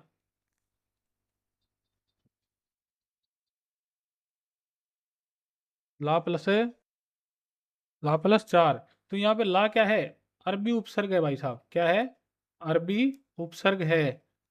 इसमें क्या है, बेखुद, बे क्या है, फारसी उपसर्ग है, बे क्या है, फारसी उपसर्ग। ये उपसर्ग आपको याद करनी पड़ेंगे, कौन सा अरबी है कौन सा फारसी है। हम खना, हम शक्ल, ये शब्दों में हम क्या होता है, हम क्या होता है, फारसी उपसर्ग है। बतौर, तो बे तौर, बतौर भी क्या है, बे क्या है, फारसी उपसर्ग है साहब। तो अरबी कौन सा हुआ, ऑप्शन नंबर ए, ला, लापता, ला इलाज, ला चार, ला ला ला ला ला। अगला 56 नंबर, अनु उपसर्ग किस शब्द के साथ जुड़कर सेवक का अर्थ प्रदान करता है। अनु उपसर्ग, अनु इसके साथ जोड़िए, अनुसार, सेवक का उपसर्ग दिया क्या, अनुग्रह, अनुकरण और अनुचर। तो कौन सा सेवक का फीलिंग दे रहा है भाई, अनुचर, ये सेवक की फीलिंग दे रहा है। अनुचर मतलब होता है सेवक, अनुकरण करने वाला वो होता है सेवक, जो मतलब कुछ सेवा करता है आपके, अनुचर। ठीक है, बाकी शब्द भी जो है सेवक वाली फीलिंग नहीं देते। अगला सवाल 57 नंबर, उस शब्द का चयन करने, भाई चयन कीजिए जिसमें एक से अधिक उपसर्ग प्रयुक्त हुए हैं। एक से अधिक उपसर्ग, अब देखिए, प्रति प्लस उप प्लस कार, कितने उपसर्ग हैं, एक और दो, उस शब्द का चयन करना है। अधि प्लस पति, इसमें तो कितना, एक है, अधि, अधि, निस, निश प्लस संदेह, बा, कायदा, एक ही है इसमें भी, इसमें भी एक है। तो उस शब्द का चयन करना है जिसमें एक से अधिक उपसर्ग प्रयुक्त हुए हैं, तो क्या हो गया 57, प्रत्युपकार, ये पूछा जाता है भाई साहब कई बार। ठीक है, 57 नंबर हो गया अपना। 58 नंबर पे चलते हैं। 58 नंबर सवाल थोड़ा और जूम कर लेता हूं, ताकि आपको क्लियरली यहाँ पे दिखे और कोई भी आपको परेशानी नहीं आए। किस विकल्प में निर उपसर्ग नहीं है। अब देखिए, निराकार, निरोध, निर्जल, निर्दोष। अब देखिए मूल शब्द क्या होगा, यहाँ पे दोष है ना, तो निर प्लस दोष कर सकते हैं आप। ठीक है। निरोध, नी प्लस रोध, निरोध होगा, निर नहीं होगा यहाँ पे। ठीक है। नी उपसर्ग होगा छोटा वाला। यहाँ पे निर प्लस जल, जल मूल शब्द है, और यहाँ पे भी क्या होगा, निर प्लस आकार। तो देखिए निर कहाँ है, इसमें भी है, इसमें भी, इसमें भी, और किस में नहीं है, बी ऑप्शन में। करेक्ट हो गया। 59 नंबर प्रश्न। प्राथमिक शब्द में प्रत्यय है कौन सा? एक तो है लेकिन कौन सा, ये वाला कि ये वाला? देखिए यहाँ पे छोटी ई है तो इसका मतलब छोटी वाली ई आएगी, ये वाला नहीं होगा। ठीक है। ए ऑप्शन बिल्कुल है, करेक्ट हो जाएगा। जैसे आध्यात्मिक हो गया, इसमें भी क्या है, नैतिक क्या है, छोटा ई, छोटा ई है, इक हो जाएगा। आध्यात्मिक में भी छोटा वाला ई है तो इक हो जाएगा। 60 नंबर प्रश्न। देखिए निम्नलिखित पर विचार कर सही कूट का चयन कीजिए। आधुनिक, मारुति, रावण और मार्मिक कौन से प्रत्यय रहित तो शब्द नहीं है? अब देखिए प्रत्यय रहित मतलब जिसमें प्रत्यय ना हो, और ऐसा कौन सा शब्द नहीं है जिसमें प्रत्यय नहीं है? इसका मतलब ये क्या पूछ रहा है, रहित और नहीं एक साथ दे दिया, इसका मतलब प्रत्यय होना चाहिए भाई। ऐसा कौन सा शब्द है जिसमें प्रत्यय है, वो पूछ रहा है ये। प्रत्यय रहित शब्द नहीं है, दो बार नेगेटिव वर्ड आ गया मतलब पॉजिटिव हो गया, नेगेटिव से नेगेटिव कैंसिल हो गया। तो इन सवालों को थोड़ा सा ध्यान से पढ़िएगा, गड़बड़ करवा सकते हैं ये। आधुनिक में एक प्रत्यय है, बिल्कुल है भाई साहब। तो अपना एक तो ये हो गया। मारुति, ठीक है, आधुनिक मारुति, ई प्रत्यय है छोटा वाला, मारुत प्लस ई, मारुत यानी हवा, मारुति मतलब हनुमान जी। रावण, रावण में कोई प्रत्यय है क्या? रू प्लस अन, रू प्लस अन होता है, अन भी क्या है, प्रत्यय है। रावण का विच्छेद देख लो भाई साहब, आज तक नहीं देखा होगा आपने। मर्म प्लस एक प्रत्यय है। ठीक है। और इसमें पूछा क्या रहा है, कौन से प्रत्यय रहित शब्द नहीं है? तो 60 में मुझे तो नहीं लग रहा कोई सा ऐसा है जिसमें प्रत्यय नहीं हो, सारे ही है प्रत्यय वाले। इसका मतलब ऑप्शन नंबर डी हो जाएगा। इसमें ऑप्शन डी होगा कि इनमें से कोई ऐसा नहीं है इसमें प्रत्यय नहीं हो। 61 नंबर प्रश्न पे चलते हैं। निम्न कथनों पर विचार कीजिए। समास में दोनों पदों के अर्थ घटते नहीं, संयुक्त रूप में निखरते हैं। दूसरा कथन है कि समास की उत्पत्ति भाषा में संक्षिप्ति और सघनता की प्रवृत्ति से हुई है। बिल्कुल दोनों कथन ही सही है अपने। दोनों पदों के अर्थ घटते भी नहीं है, संयुक्त रूप से निखरते हैं, बिल्कुल सही बात है। समास की उत्पत्ति भाषा में संक्षिप्ति और सघनता की प्रवृत्ति से हुई है। संक्षिप्ति मतलब जैसे मैं कहूँ जेब को कतरने वाला, तो उसको संक्षिप्त रूप में जेब कतरा लिख दिया, तो समास की उत्पत्ति हो गई ना संक्षिप्त करने के लिए। सघनता मतलब फैली हुई चीजों को एक जगह ला के रख दिया, जेब को कतरने वाला, इतने शब्दों को एक सघन रूप से जेब कतरा बोल दिया, तो वो समास की प्रवृत्ति हो गई। तो बिल्कुल सही बात है, दोनों कथन है सही है। 61 नंबर में सी हो गया। 62 नंबर सवाल में चलते हैं। 62 नंबर क्वेश्चन। पहला कथन है अव्ययी भाव समास में पहला घटक अव्यय होता है, ये तो बात बिल्कुल सही है। इस समास में पूरा पद कभी कभी संज्ञा का अर्थ भी देता है। कौन से में? अव्ययी भाव में। और तीसरा कथन है प्रत्येक यथाशीघ्र, प्रत्येक यथाशीघ्र सेवार्थ इसके उदाहरण है। प्रत्येक में प्रति आता है, यथा अव्यय है, प्रति अव्यय है, सेवार्थ सेवा प्लस सेवा धन अर्थ। अब देखिए कथन 3 में सेवार्थ तो आपको लग नहीं रहा, लेकिन सेवा में सेवार्थ, सेवा धन अर्थ में सेवा तो नहीं लग रहा, लेकिन अर्थ जो है वो अव्यय है। क्या अर्थ क्या है? अव्यय है, तो दूसरा पद अव्यय हो गया, इसका मतलब ये इसके उदाहरण हो गए अव्यय वाले। ठीक है, ये तीनों ही सही है। तो इसका मतलब पहला, दूसरा और तीसरा कथन बिल्कुल सही है। तो डी ऑप्शन है करेक्ट हो जाएगा। 63 नंबर में चलिए, निम्नलिखित को सुमेलित कीजिए। अब सूची देखते हैं अपने 63 नंबर में कहाँ है। सूची को देखिए, तत्पुरुष कारक संबंध पद आधारित है। भाई कारक तो होता है, ठीक है, कारक तो होता है। फिर देखिए, भाई सॉरी मिलाना है ना, तो देखिए समक्ष में आएगा नहीं, मिलाना है। समान पदों का युग्म द्वंद्व होता है, ठीक है, समान पदों का युग्म क्या होता है, द्वंद्व होता है। कारक से कौन तत्पुरुष समान है, बहुव्रीहि, किसी तीसरे व्यक्ति की विशेषता, ये देखिए मिल गया। अव्ययी भाव, अव्यय पद प्रधान होगा, तो घ के अंदर दो होना चाहिए, कौन कौन से में, पहले और दूसरे में।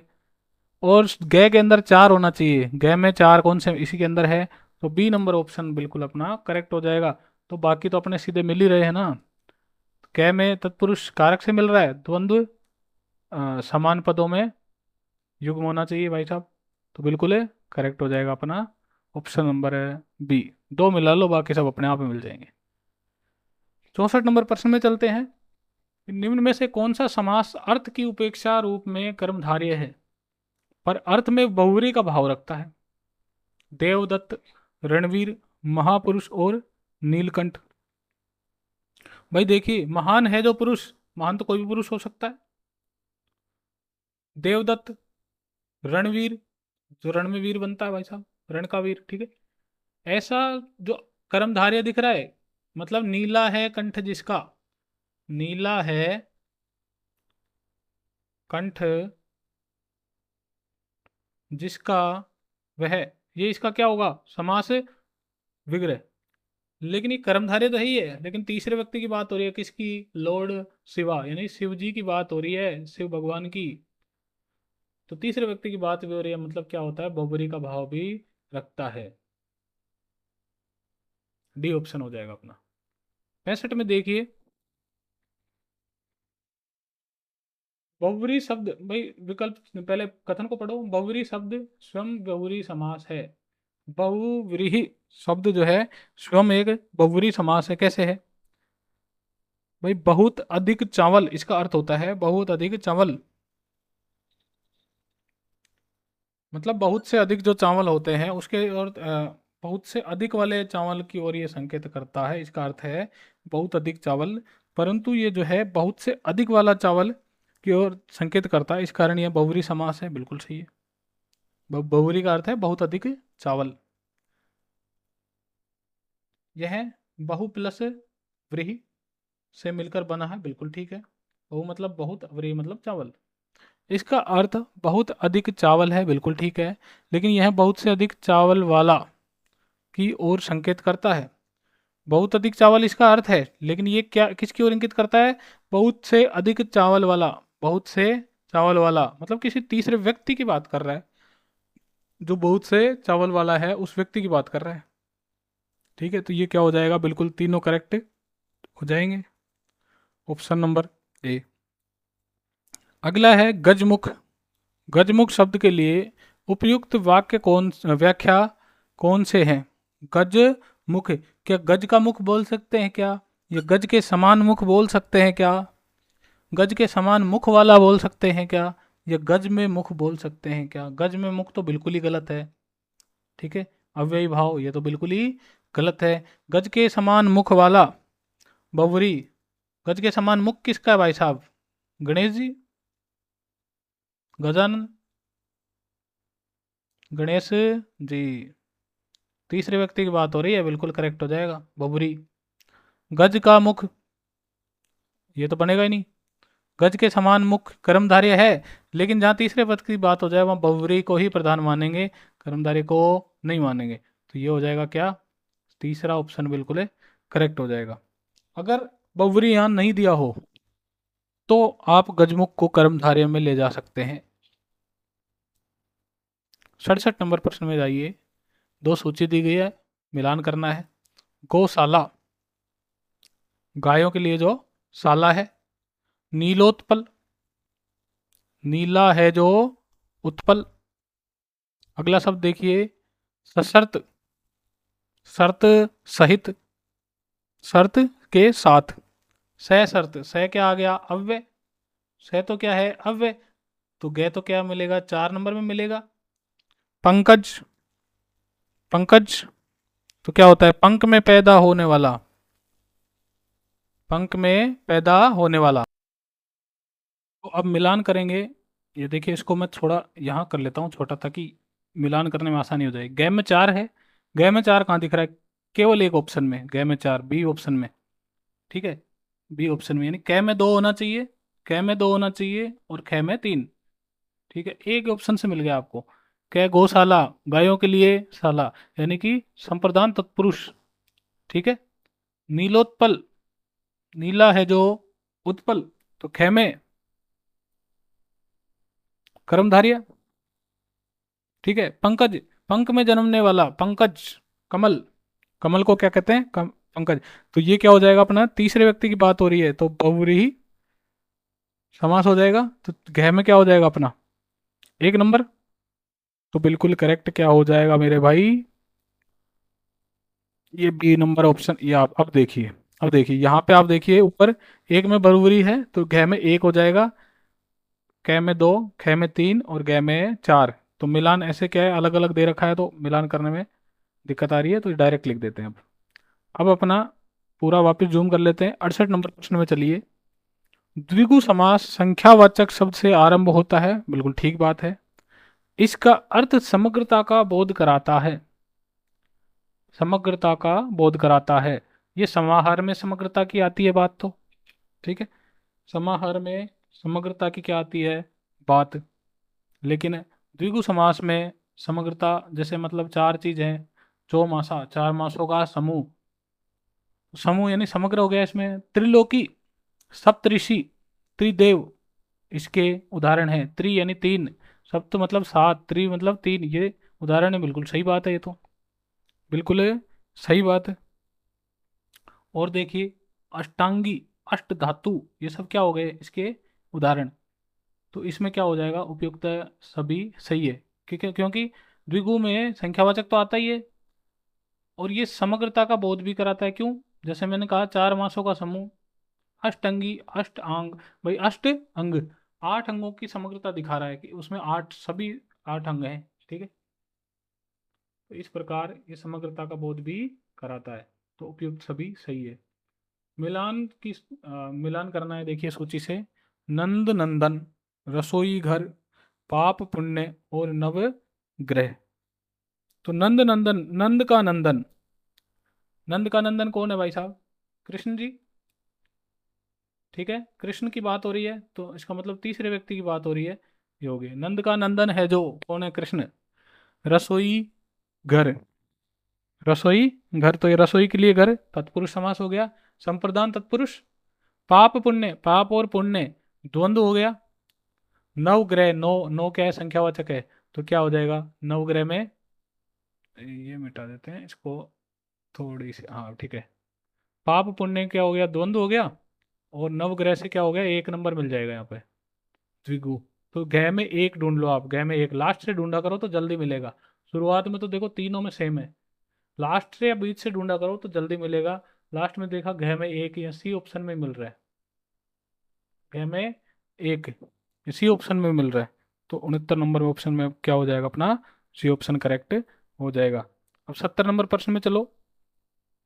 निम्नलिखित में से कौन सा समास है जहां पहला पद गौण तथा दूसरा पद प्रधान होता है, बताओ प्रधान, ऐसा कौन है। तो तत्पुरुष समास ऐसा है जिसमें पहला पद गौण तथा दूसरा पद प्रधान होता है।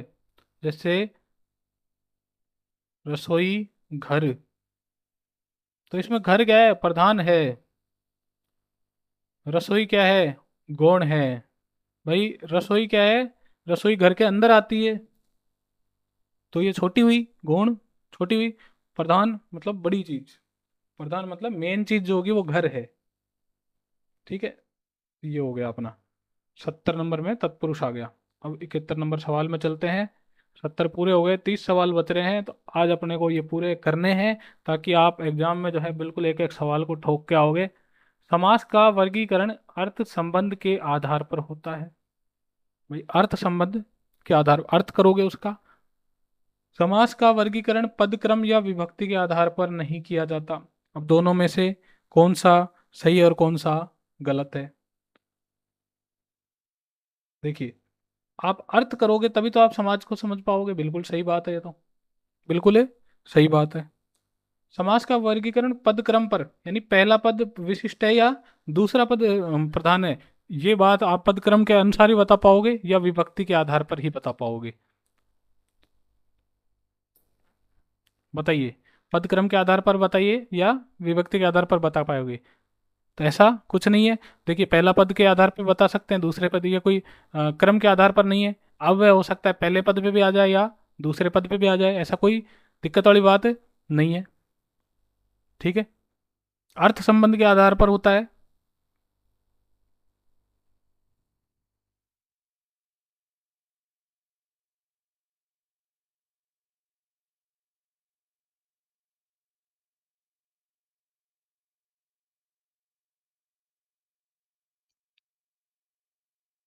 अर्थ संबंध के आधार पर होता है। सॉरी, ये चार्जर थोड़ा हट गया था। अर्थ संबंध के आधार पर होता है। ठीक है, अगला हो गया ये, बिल्कुल दोनों करेक्ट बात है, तो बिल्कुल दोनों सही हो जाएगा। ये ऑप्शन अपना करेक्ट है। 72 नंबर की बात करें, निम्नलिखित में से किसी समानाधिकरण तत्पुरुष के नाम से भी जाना जाता है? तो 72 के अंदर क्या हो जाएगा? अपना कर्मधारय समास हो जाएगा। इसको समानाधिकरण तत्पुरुष भी कहते हैं, कर्मधारय को। ये भी ध्यान रखना, बहुत इंपॉर्टेंट सवाल है, डायरेक्ट भी पूछा जाता है ये। अगला है, मकर ध्वज शब्द का सही विग्रह तथा समास है। पहला है मकर है जिसका ध्वज। अगला है मकर है ध्वज पर जिसके। अगला है मकर जैसा ध्वज वाला। तो मकर का ध्वज है जिसके पास। देखिए, चार अपने पास दे रखे हैं और दो में कर्मधारय और दो में बहुब्री दे रखा है। तो क्या ये किसी स्पेशल व्यक्ति की बात हो रही है? क्या ये किसी स्पेशल व्यक्ति की बात हो रही है? बिल्कुल सही है। तो कर्मधारय वाले तो बिल्कुल है गलत हो जाएंगे, कर्मधारय वाले गलत हो गए। तो इस पे अर्थ देखिए, मकर है ध्वज पर जिसके मछली, तो वो हो गया मकर ध्वज। ऑप्शन नंबर बी आपका करेक्ट हो जाएगा। निम्न में से कौन सा पद, देखिए और जूम कर लेते हैं इसको, और जूम कर लेते हैं। हाँ, निम्न में से कौन सा पद लुप्त पद तत्पुरुष समास का उदाहरण है? लुप्त पद तत्पुरुष, लुप्त पद तत्पुरुष, तो दही बड़ा जो है ना, वो लुप्त पद तत्पुरुष का उदाहरण होता है। देखिए, अब लुप्त पद को समझिए कि लुप्त पद में क्या होता है। कारक चिन्ह तो लोप होगा ही होगा, साथ में जितने भी शब्द बीच में आएंगे ना, शब्द का लोप हो जाएगा। जैसे कि दही में डूबा हुआ बड़ा, दही में डूबा हुआ बड़ा। अब आप देखिए कितना बड़ा ये सब पूरा वाक्य दे रखा है। तो डूबा हुआ, में डूबा हुआ, कारक चिन्ह क्या है? में। उसके साथ में जो बाकी के जो आगे शब्द हैं वो भी मतलब गायब हो जाएंगे यहाँ पे, अन्य पद भी। तो क्या हो जाएगा? कारक चिन्ह के साथ अन्य पद भी गायब हो जाए, वहाँ क्या होगा? लुप्त पद तत्पुरुष। तो बिल्कुल करेक्ट हो जाएगा ये। और अगर बात करें जैसे गंगा जल, गंगा जल भी इसका एक एग्जाम्पल है। ठीक है, गंगा का जल, का लुप्त हो गया यहाँ पे, का क्या है? कारक चिन्ह है। मन चाह, मन से चाह। ठीक है, वो आता नहीं कि हकीम से मिले, या क्या बोलते हैं, कायम खानी बाबा से मिले, मन चाह प्यार। तो वही आ गया यहाँ पे, मन चाह। शुभ लक्षण शब्द में समास है। शुभ लक्षण शब्द में समास है, कौन सा? तत्पुरुष है कि कर्मधारय है कि द्वंद्व है कि शुभ है लक्षण जिसके, कर्मधारय समास। कोई स्पेशल की बात तो हो नहीं रही यहाँ पे। अगला है, निम्नलिखित में से विकल्प के सभी पदों में कर्मधारय समास है। कौन सा विकल्प ऐसा है? महाजन, खुशबू, जीव जंतु, सुंदरलाल। इसमें है काली मिर्च, लाल पीला। लाल और पीला, यहाँ पे तो बात ही अलग हो गई। लाल और पीला, यहाँ तो धुंध होना चाहिए। ठीक है, क्षेत्र में आपका बी वाला ऑप्शन तो ये वैसे ही हो जाएगा गलत। ठीक है, भूत प्रेत, भूत और प्रेत, यहाँ तो द्वंद्व में आ गया, ये ऑप्शन तो नहीं होगा। शुभ आगमन में कर्मधारय है, बिल्कुल ठीक है। घृतान्न, घी और अन्न, घृत और अन्न हो गया। सॉरी, घृत में पका हुआ अन्न होता है, घृत और अन्न नहीं होगा, अलग अलग नहीं होगा। घृत में पका हुआ अन्न हो गया, यहाँ लिख नहीं सकता, ठीक है, घृत में पका हुआ अन्न हो गया। ये भी अपना क्या हो गया, कर्मधारय हो गया। महाकवि, महान है जो कवि। शुभ है आगमन जिसका, शुभ है आगमन जिसका, पर्ण से बनी है जो शाला, पर्णशाला। तो इसमें चारों शब्द क्या है, कर्मधारय से जुड़े हुए। ऊंच नीच में ऊंच और नीच ये तो द्वंद्व का आ गया, ठीक है, ये तो द्वंद्व का आ गया। तो यहाँ पे आप जीव जंतु, जीव और जंतु ये भी द्वंद्व का आ गया, द्वंद्व आ गया तो बीच में उसको कैंसिल कर दो, ठीक है। अगला है अपना 77 नंबर सवाल। 77 नंबर सवाल देखिए, निम्नलिखित में से किस पद में संधि और समास दोनों है, पंचतत्व में या हस्तलिखित में या प्रभुदयाल में या क्रोधाग्नि में। तो डी ऑप्शन बिल्कुल है, करेक्ट हो जाएगा। इसमें संधि भी है, क्रोध प्लस अग्नि। कौन सी, दीर्घ संधि है, दीर्घ स्वर संधि, ठीक है। और क्या है, समास भी है, क्रोध रूपी अग्नि, क्रोध रूपी अग्नि। कौन सा समास है भाई साहब, क्रोध के जो रूप दे रहा है इसका मतलब कर्मधारय समास हो गया, ठीक है, कर्मधारय समास। अगला 78 नंबर सवाल पढ़िए। तुलसी कृत, सामासिक पद तुलसी द्वारा कृत, तुलसी द्वारा कृत, द्वारा आ गया, इसका मतलब है करण तत्पुरुष समास होना चाहिए, बिल्कुल ठीक है। तुलसी द्वारा रचित, तुलसी के लिए रचित ये तो गलत हो गया, तुलसी का रचित ये भी गलत हो गया, तुलसी पर रचित ये भी गलत। तुलसी द्वारा रचित है और इसके द्वारा कर्ण तत्पुरुष इसमें समास है। तो 79 नंबर सवाल में आइए, इनमें से कौन सा जो है समास विग्रह सही नहीं है, तो बताइए इसके अंदर कौन सा होना चाहिए। आनंद मग्न, आनंद में डूबा हुआ, ठीक है, तो अधिकरण तत्पुरुष आना चाहिए मे के अंदर, ठीक है। पुस्तकालय, पुस्तक और आलय ये तो गलत हो गया, पुस्तक के लिए आलय होना चाहिए, तो ये यहाँ पे गलत है। जल धारा, जल की धारा, ये ठीक है। सुलोचना सुंदर है जिसके लोचन, तो विग्रह सही नहीं है किसका, पुस्तकालय का, पुस्तकालय, पुस्तक के लिए आना चाहिए था यहाँ पे, के लिए, मतलब संप्रदान तत्पुरुष आना चाहिए था। निम्न में सुमेलित कीजिए। पहला स्मृति भ्रष्ट, स्वयं सिद्ध, मंद मंद और 150, ठीक है। अब इनको मिलाना है अपने को, स्वयं सिद्ध 150, तो अब यहाँ पे देख लीजिए डैश दिख रहा है आपको, डैश दिख रहा है आपको। स्मृति भ्रष्ट का मतलब क्या हो गया, स्मृति है जिसकी भ्रष्ट, मतलब कर्मधारय समास, स्मृति है जिसकी भ्रष्ट मतलब कर्मधारय अपना समास। सॉरी टेढ़ा मिल गया ये तो। 80 नंबर प्रश्न चलते हैं। स्मृति है जिसकी, अरे यार थोड़ा सा, एक सेकंड एक सेकंड, यहाँ से ऐसे मिला दीजिए, ठीक है। तो एक में चार, पहले तो आप सीधा जाइए उत्तर पे, एक में चार कहाँ है, डी ऑप्शन में है, तो डी ऑप्शन बिल्कुल आपका करेक्ट हो जाएगा। अब आप बाकी का मिला लीजिए, स्वयं सिद्ध, स्वयं द्वारा, सिद्ध द्वारा आ गया मतलब कर्ण तत्पुरुष हो गया। मंद, मंद, तो गय में क्या आना चाहिए, मंद और मंद मतलब द्वंद्व आना चाहिए, ठीक है। 150, 150, 100 क्या है, अव्ययी भाव, तो देखिए अपना 100 और 50, यहाँ पे द्वंद्व हो जाएगा। हाँ थोड़ी सी मिस्टेक यहाँ पे, मंद और मंद अपना अव्ययी, अव्यय आ गया मंद, ठीक है, दोनों और अव्यय अव्यय है, तो अव्ययी भाव अपना ये हो गया, ठीक है। तो डी ऑप्शन अपना बिल्कुल है करेक्ट हो जाएगा। ये मैंने सी देख लिया था यहाँ पे। निम्नलिखित में से शुद्ध विपरीतार्थी युग्म विकल्प है, ठीक है। अगला ये पहला ऑप्शन है अर्वाचीन पुराचीन, अपकर्ष उत्कर्ष, अभिज्ञ विज्ञ, विपरीतार्थी युग्म देखना है। देखिए तो पहले चार ऑप्शन पढ़ते हैं, फिर इसमें देखिए विज्ञ सुविज्ञ, क्या इसमें कोई विपरीत लग रहा है क्या, नहीं, विपरीत नहीं लग रहा है। चलो अगला ऑप्शन पढ़ते हैं।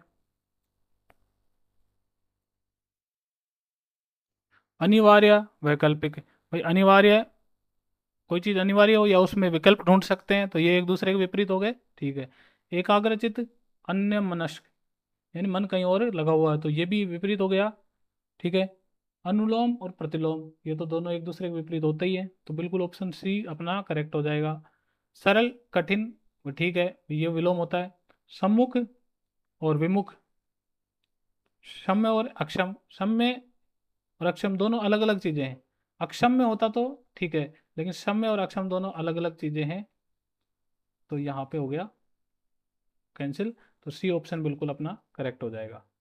82 नंबर क्वेश्चन में देखिए, किस में विलोम युग्म है? विलोम युग्म किस में है? अवर स्वर में है, या आर्द्र अनार्द्र में है, या फिर अपना घटना घटाना में है? एक घट रही है कोई चीज या उसको घटाया जा रहा है, तो विलोम थोड़ी हो गया। नहीं। उद्धत और उग्र, ये भी नहीं हुआ। उद्धत और उग्र, ये भी नहीं हुआ। उद्धत का तो क्या होना चाहिए? विनम्र होना चाहिए इसका विलोम तो। उग्र तो वही सेम बात हो गई। आर्द्र और अनार्द्र, ये अपना विलोम शब्द हो गया, ठीक है। अवर का क्या होना चाहिए? अवर का होना चाहिए प्रवर। अवर का क्या होना चाहिए? प्रवर, ना कि सवर। तो 82 में हो गया अपना क्या, बी नंबर ऑप्शन बिल्कुल करेक्ट। 83 में देखिए, निम्नलिखित में से किसमें उपयुक्त विलोमता नहीं है? तो पढ़िए, अग्र और पश्च, तिमिर आलोक, तिमिर मतलब अंधेरा हो गया, ठीक है।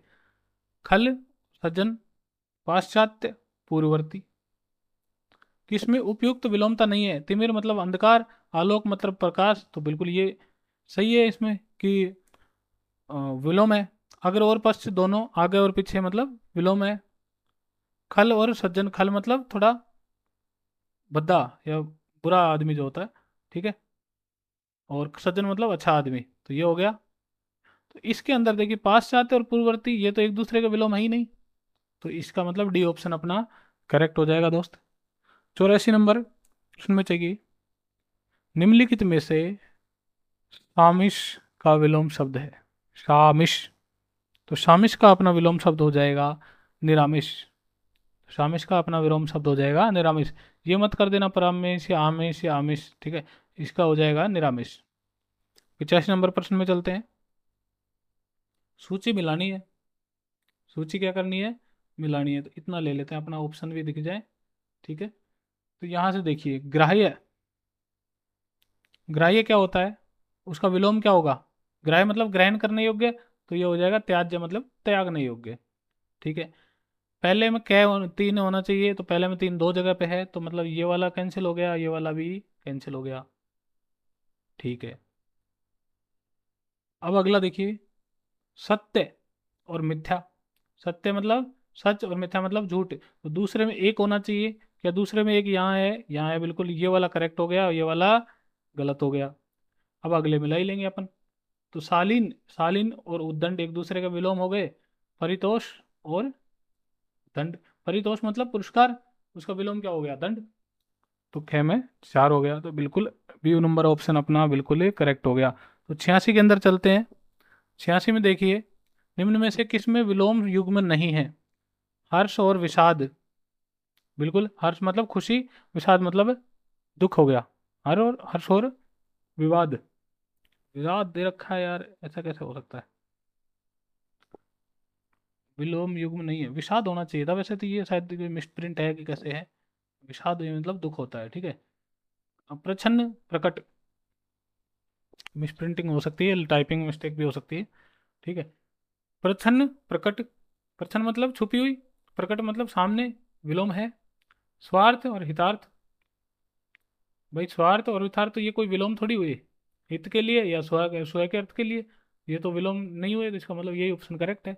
प्रभु और भृत्य, प्रभु मतलब भगवान, और भृत्य मतलब भगवान थोड़ी होगा, विलोम होगा उसका, भूत बोल सकते हैं उसे। तो 87 नंबर प्रश्न है अपना, निम्नलिखित में से कृष का विलोम शब्द है? कृष कौन सा? ये मूवी वाला कृष नहीं भाई साहब। कृष का मतलब होता है पुष्ट, कृष का मतलब होता है पुष्ट, ठीक है। जैसे हष्ट पुष्ट आप बोल सकते हैं, उसका विलोम हो गया कृष का विलोम क्या हो गया? अष्ट पुष्ट। कृष का विलोम क्या हो गया? पुष्ट। तो इसका पूरा जो विलोम बोल सकते हैं ऐसे होता है, अष्ट पुष्ट। अब ऑप्शन में क्या दे रखा है? पुष्ट दे रखा है, तो पुष्ट को कर दीजिए आप।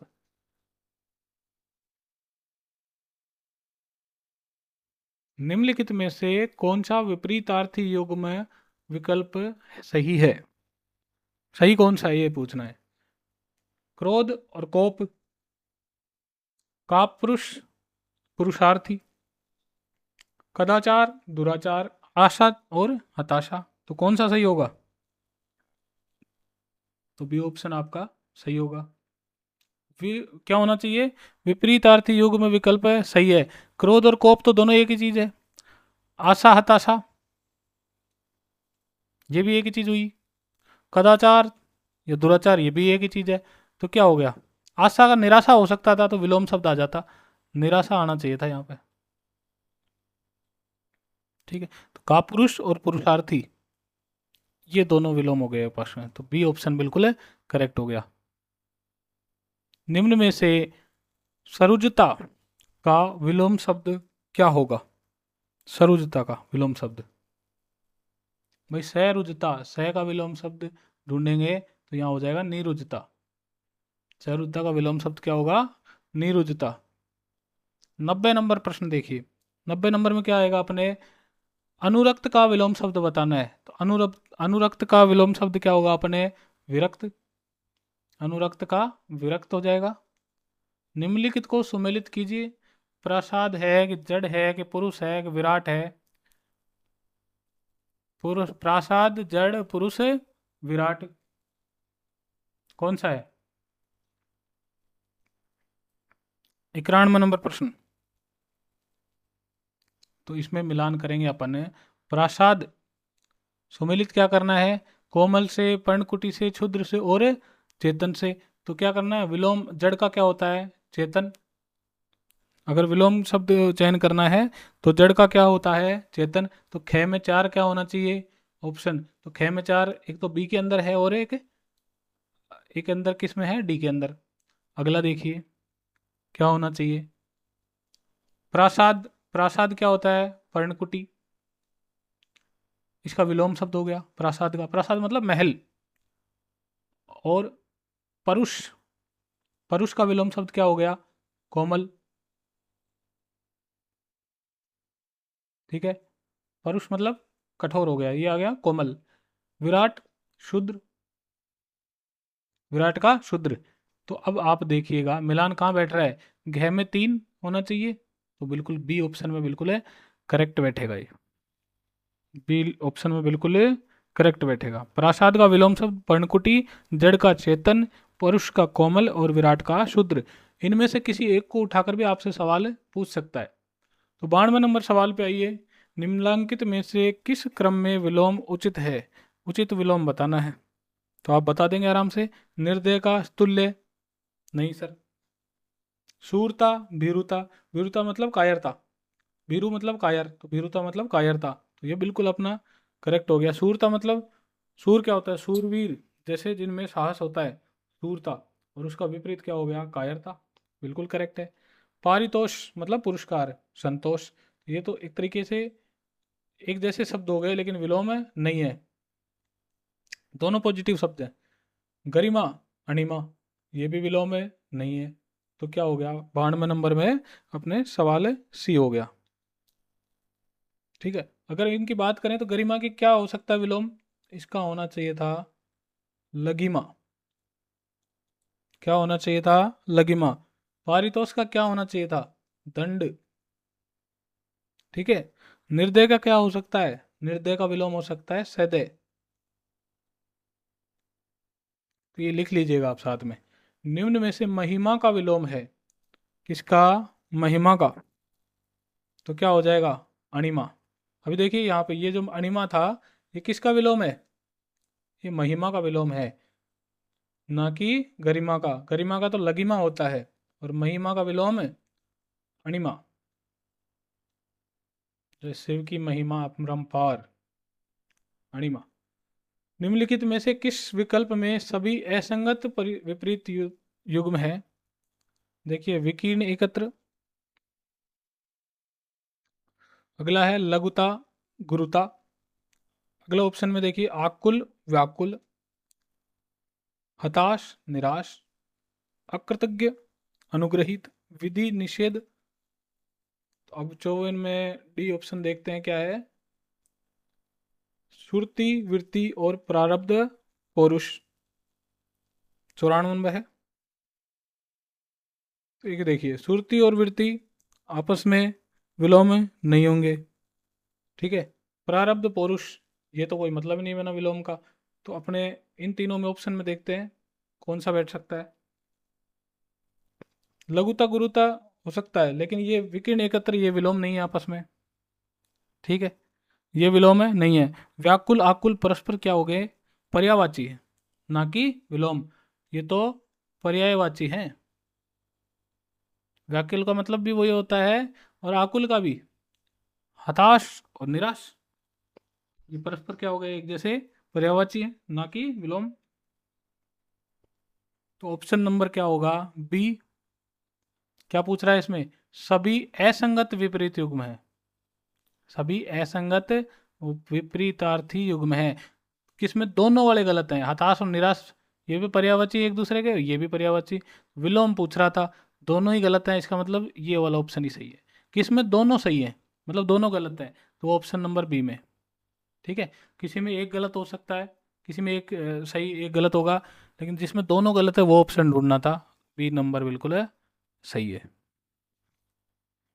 ठीक है। तो नेक्स्ट आता है अपना 95 नंबर, और 5 सवाल बचे हैं, उसके बाद वीडियो एंड करेंगे। आज अपन ने बहुत अच्छे मतलब 100 सवालों पे टारगेट किया, और सीखने को मिला होगा आपको कुछ। निम्न में से विपरीतार्थी शब्द की दृष्टि से अनुचित युग्म का चयन कीजिए। जो एक दूसरे के विपरीत नहीं है उनको चयन करना है, अनुचित युग्म चयन करना है। शेष अशेष, अस्त उदय, विषाद प्रासाद, और अनुज अग्रज। अनुज मतलब छोटा, अग्रज मतलब है बड़ा। अस्त होना और उदय होना एक दूसरे के विपरीत है।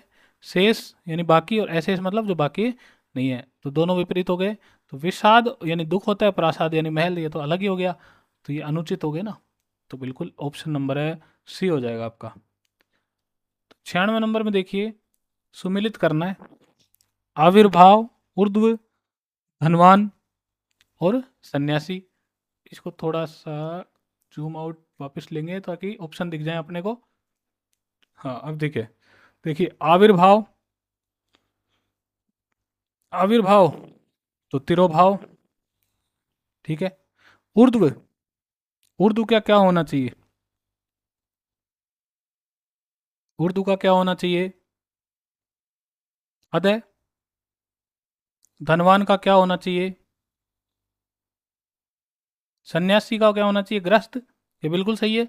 तो धनवान का अकिंचन, आविर्भाव का तिरोभाव, धनवान का अकिंचन, सन्यासी का गृहस्थ। तो मिलाइए, पहले का 2 से 2, ये रहा डी ऑप्शन बिल्कुल है, करेक्ट हो जाएगा। उर्दू का अध है, 2 में 1 हो रहा है, धनवान घ में 3 हो रहा है, और घ में 4 हो रहा है, तो बिल्कुल करेक्ट हो जाएगा यहाँ पे। 97 में आइए, निम्न में से किस विकल्प में सुख के विलोम शब्द हैं। सुख के विलोम शब्द दुख होता है, बिल्कुल ठीक है, ठीक है। सुख का शोक भी होता है, खेद भी हो सकता है, ठीक है। प्रसाद अप्रसाद, व्याकुल, बद्ध, खेद, निरानंद, अन्य मनस्कता। अन्य मतलब अन्य जगह पे मन लगता है वहां पे, तो ये अन्य मनस्कता हो गई। दुर्मन, दुष्कर, दुर्मन और दुष्कर, दुख विकलता आकुलता। देखिए मेरे भाई, इसमें क्या पूछा है, सुख के विलोम शब्द पूछा है। दुर्मन, बुरा मन। दुष्कर, दुष्कर कोई चीज जो दुख देने वाली है, ना कि दुख। दुष्कर कोई चीज होती है जो दुख देने वाली है, तो ये तो गलत हो गया। शोक तो ठीक है, दुख का हो गया। खेद मतलब दुख पे कोई चीज, किसी चीज के बारे में सॉरी बोलना एक तरीके से, तो ये खेद हो गया। निरानंद, भाई आनंद का उल्टा हो गया निरानंद, ठीक है। अन्य मनस्कता तो नहीं होगा, क्योंकि अन्य जगह मन होना ये कोई दुख थोड़ी होता है, ठीक है। अप्रसाद नहीं, व्याकुल नहीं। तो ये हो गया विकलता, आकुलता और दुख, ये अपना करेक्ट हो गया। 97 में ये ऑप्शन बिल्कुल करेक्ट होगा।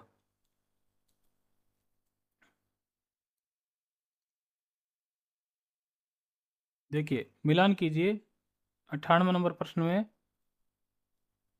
सूची आ गई और अपने ऑप्शन भी आ गए, ठीक है। 98 नंबर प्रश्न में अपने मिलान करना है। देखिए मूक, मूक मतलब जो गूंगा होता है, तो उसका विपरीत कौन होगा? जो ज्यादा बोलता होगा उसको बोलते हैं वाचाल। उग्र, जो एकदम उग्रवादी टाइप का, जो ज्यादा हल्ला गुल्ला मचाता है। तो एक हो गया सौम्य, सौम्य, ठीक है। तो कै में चार कहे मिल रहे हैं, देखो कै में चार यहाँ दो जगह मिल रहे हैं, कै में चार दो जगह मिल रहे हैं, तो इसको कैंसिल करो, इसको कैंसिल करो पहले तो। उग्र, धूमिल, धूमिल मतलब थोड़ा धुंधला हुआ, तो ये आ गया उज्जवल, बिल्कुल क्लियर देखने वाला, उज्जवल चमकने वाला। पालक और घातक, घ में एक होना चाहिए, तो घ में एक कहाँ है? यही है, या तो नहीं है, ये हो जाएगा बिल्कुल है करेक्ट। तो पहले में चार है, बिल्कुल ठीक है। दूसरे में तीन है क्या? ग में उग्र का सौम्य हो जाएगा, बिल्कुल सही बात है सर, यहाँ पे मिल जाएगा इससे। और सी में ग के अंदर धूमिल के अंदर दो है, बिल्कुल उज्जवल है। और घ के अंदर एक है, पालक का घातक है। यहाँ से थोड़ा कंफ्यूजन हो रहा होगा, लेकिन यहाँ आप ऑप्शन में देखिए, तो ये बिल्कुल ऑप्शन नंबर सी करेक्ट हो गया। दो प्रश्न बचे अपने, 99 और 100। 99 प्रश्न देखिए, निम्न में से पदारूढ़ शब्द का विलोम शब्द कौन सा है? पदारूढ़ का, पद मतलब पद पे, आरूढ़ मतलब पद पे बिठाया गया, जिसको पद पे चढ़ गया बोल सकते हैं ना, ड्यूटी चढ़ गया। तो पद से आरूढ़ मतलब पद से अगर उसको हटा दें तो क्या बोलेंगे उसको? पदच्युत, पदच्युत बोलेंगे। विलोम शब्द पद से हटाना। प्रोन्नति मतलब प्रमोशन होता है, ये तो गलत हो गया, ठीक है। पदावसान मतलब पद का ही अंत कर देना, ये भी गलत हो गया। निम्न में से असंगत विलोम का युग्म है। 100 नंबर प्रश्न, आपने शतक मार दिया भाई साहब, आज है ना। निम्न में से असंगत विलोम युग्म है, कौन सा है? तो भद्र और दुष्ट, प्रजा, राजा। भद्र यानी अच्छा पुरुष हो गया, सज्जन पुरुष। दुष्ट इसका विलोम हो गया, ठीक है। प्रजा, राजा। प्रीति यानी प्यार, और बैर यानी दुश्मनी। प्रदोष और निर्दोष। तो इनमें से असंगत विलोम युग्म, यानी जो विलोम नहीं है वो ढूंढना है, विलोम नहीं है वो ढूंढना है। तो प्रदोष और निर्दोष तो आपस में विलोम नहीं है। प्रदोष का विलोम तो क्या होना चाहिए? प्रत्युन, मतलब है सुबह। प्रदोष का विलोम तो क्या होना चाहिए? सुबह, या बोल सकते हैं इसको प्रत्युण, ये इसका विलोम शब्द होगा, ठीक है। निर्दोष इसका क्या होना चाहिए? दोषी। भाई निर्दोष का क्या होना चाहिए? दोष, दोष होना चाहिए निर्दोष का। और प्रत्युण किसका होना चाहिए? प्रदोष का। तो ये ऑप्शन अपना बिल्कुल है करेक्ट हो जाएगा। राजा और प्रजा विलोम हो गए एक दूसरे के, प्रजा राजा नहीं है और राजा प्रजा नहीं है। तो ये अपने 100 प्रश्न थे मेरे भाई। तो वीडियो अगर अच्छी लगी हो तो लाइक भी करना, लाइक करने के साथ साथ जो है शेयर ज़रूर कर देना, ताकि ज़्यादा से ज़्यादा लोगों को ये मॉडल पेपर मिले, और पीएसआई का जो एग्ज़ाम है वो आप लोग बिल्कुल फाड़ के आओगे। 100 में से कम 80 मार्क्स आपको यहाँ पे टारगेट करने हैं। तो इन मॉडल पेपर से आपको बहुत हेल्प मिलने वाली है। आप आपके कमेंट में ज़रूर लिखना कि हेल्प मिली कि नहीं। सो आप लोगों के लिए कर रहे हैं, तो प्लीज़ जो है चैनल को सब्सक्राइब भी कर लीजिए और वीडियो को ज़्यादा से ज़्यादा शेयर करना। Thank you so much. जय हिंद दोस्तों।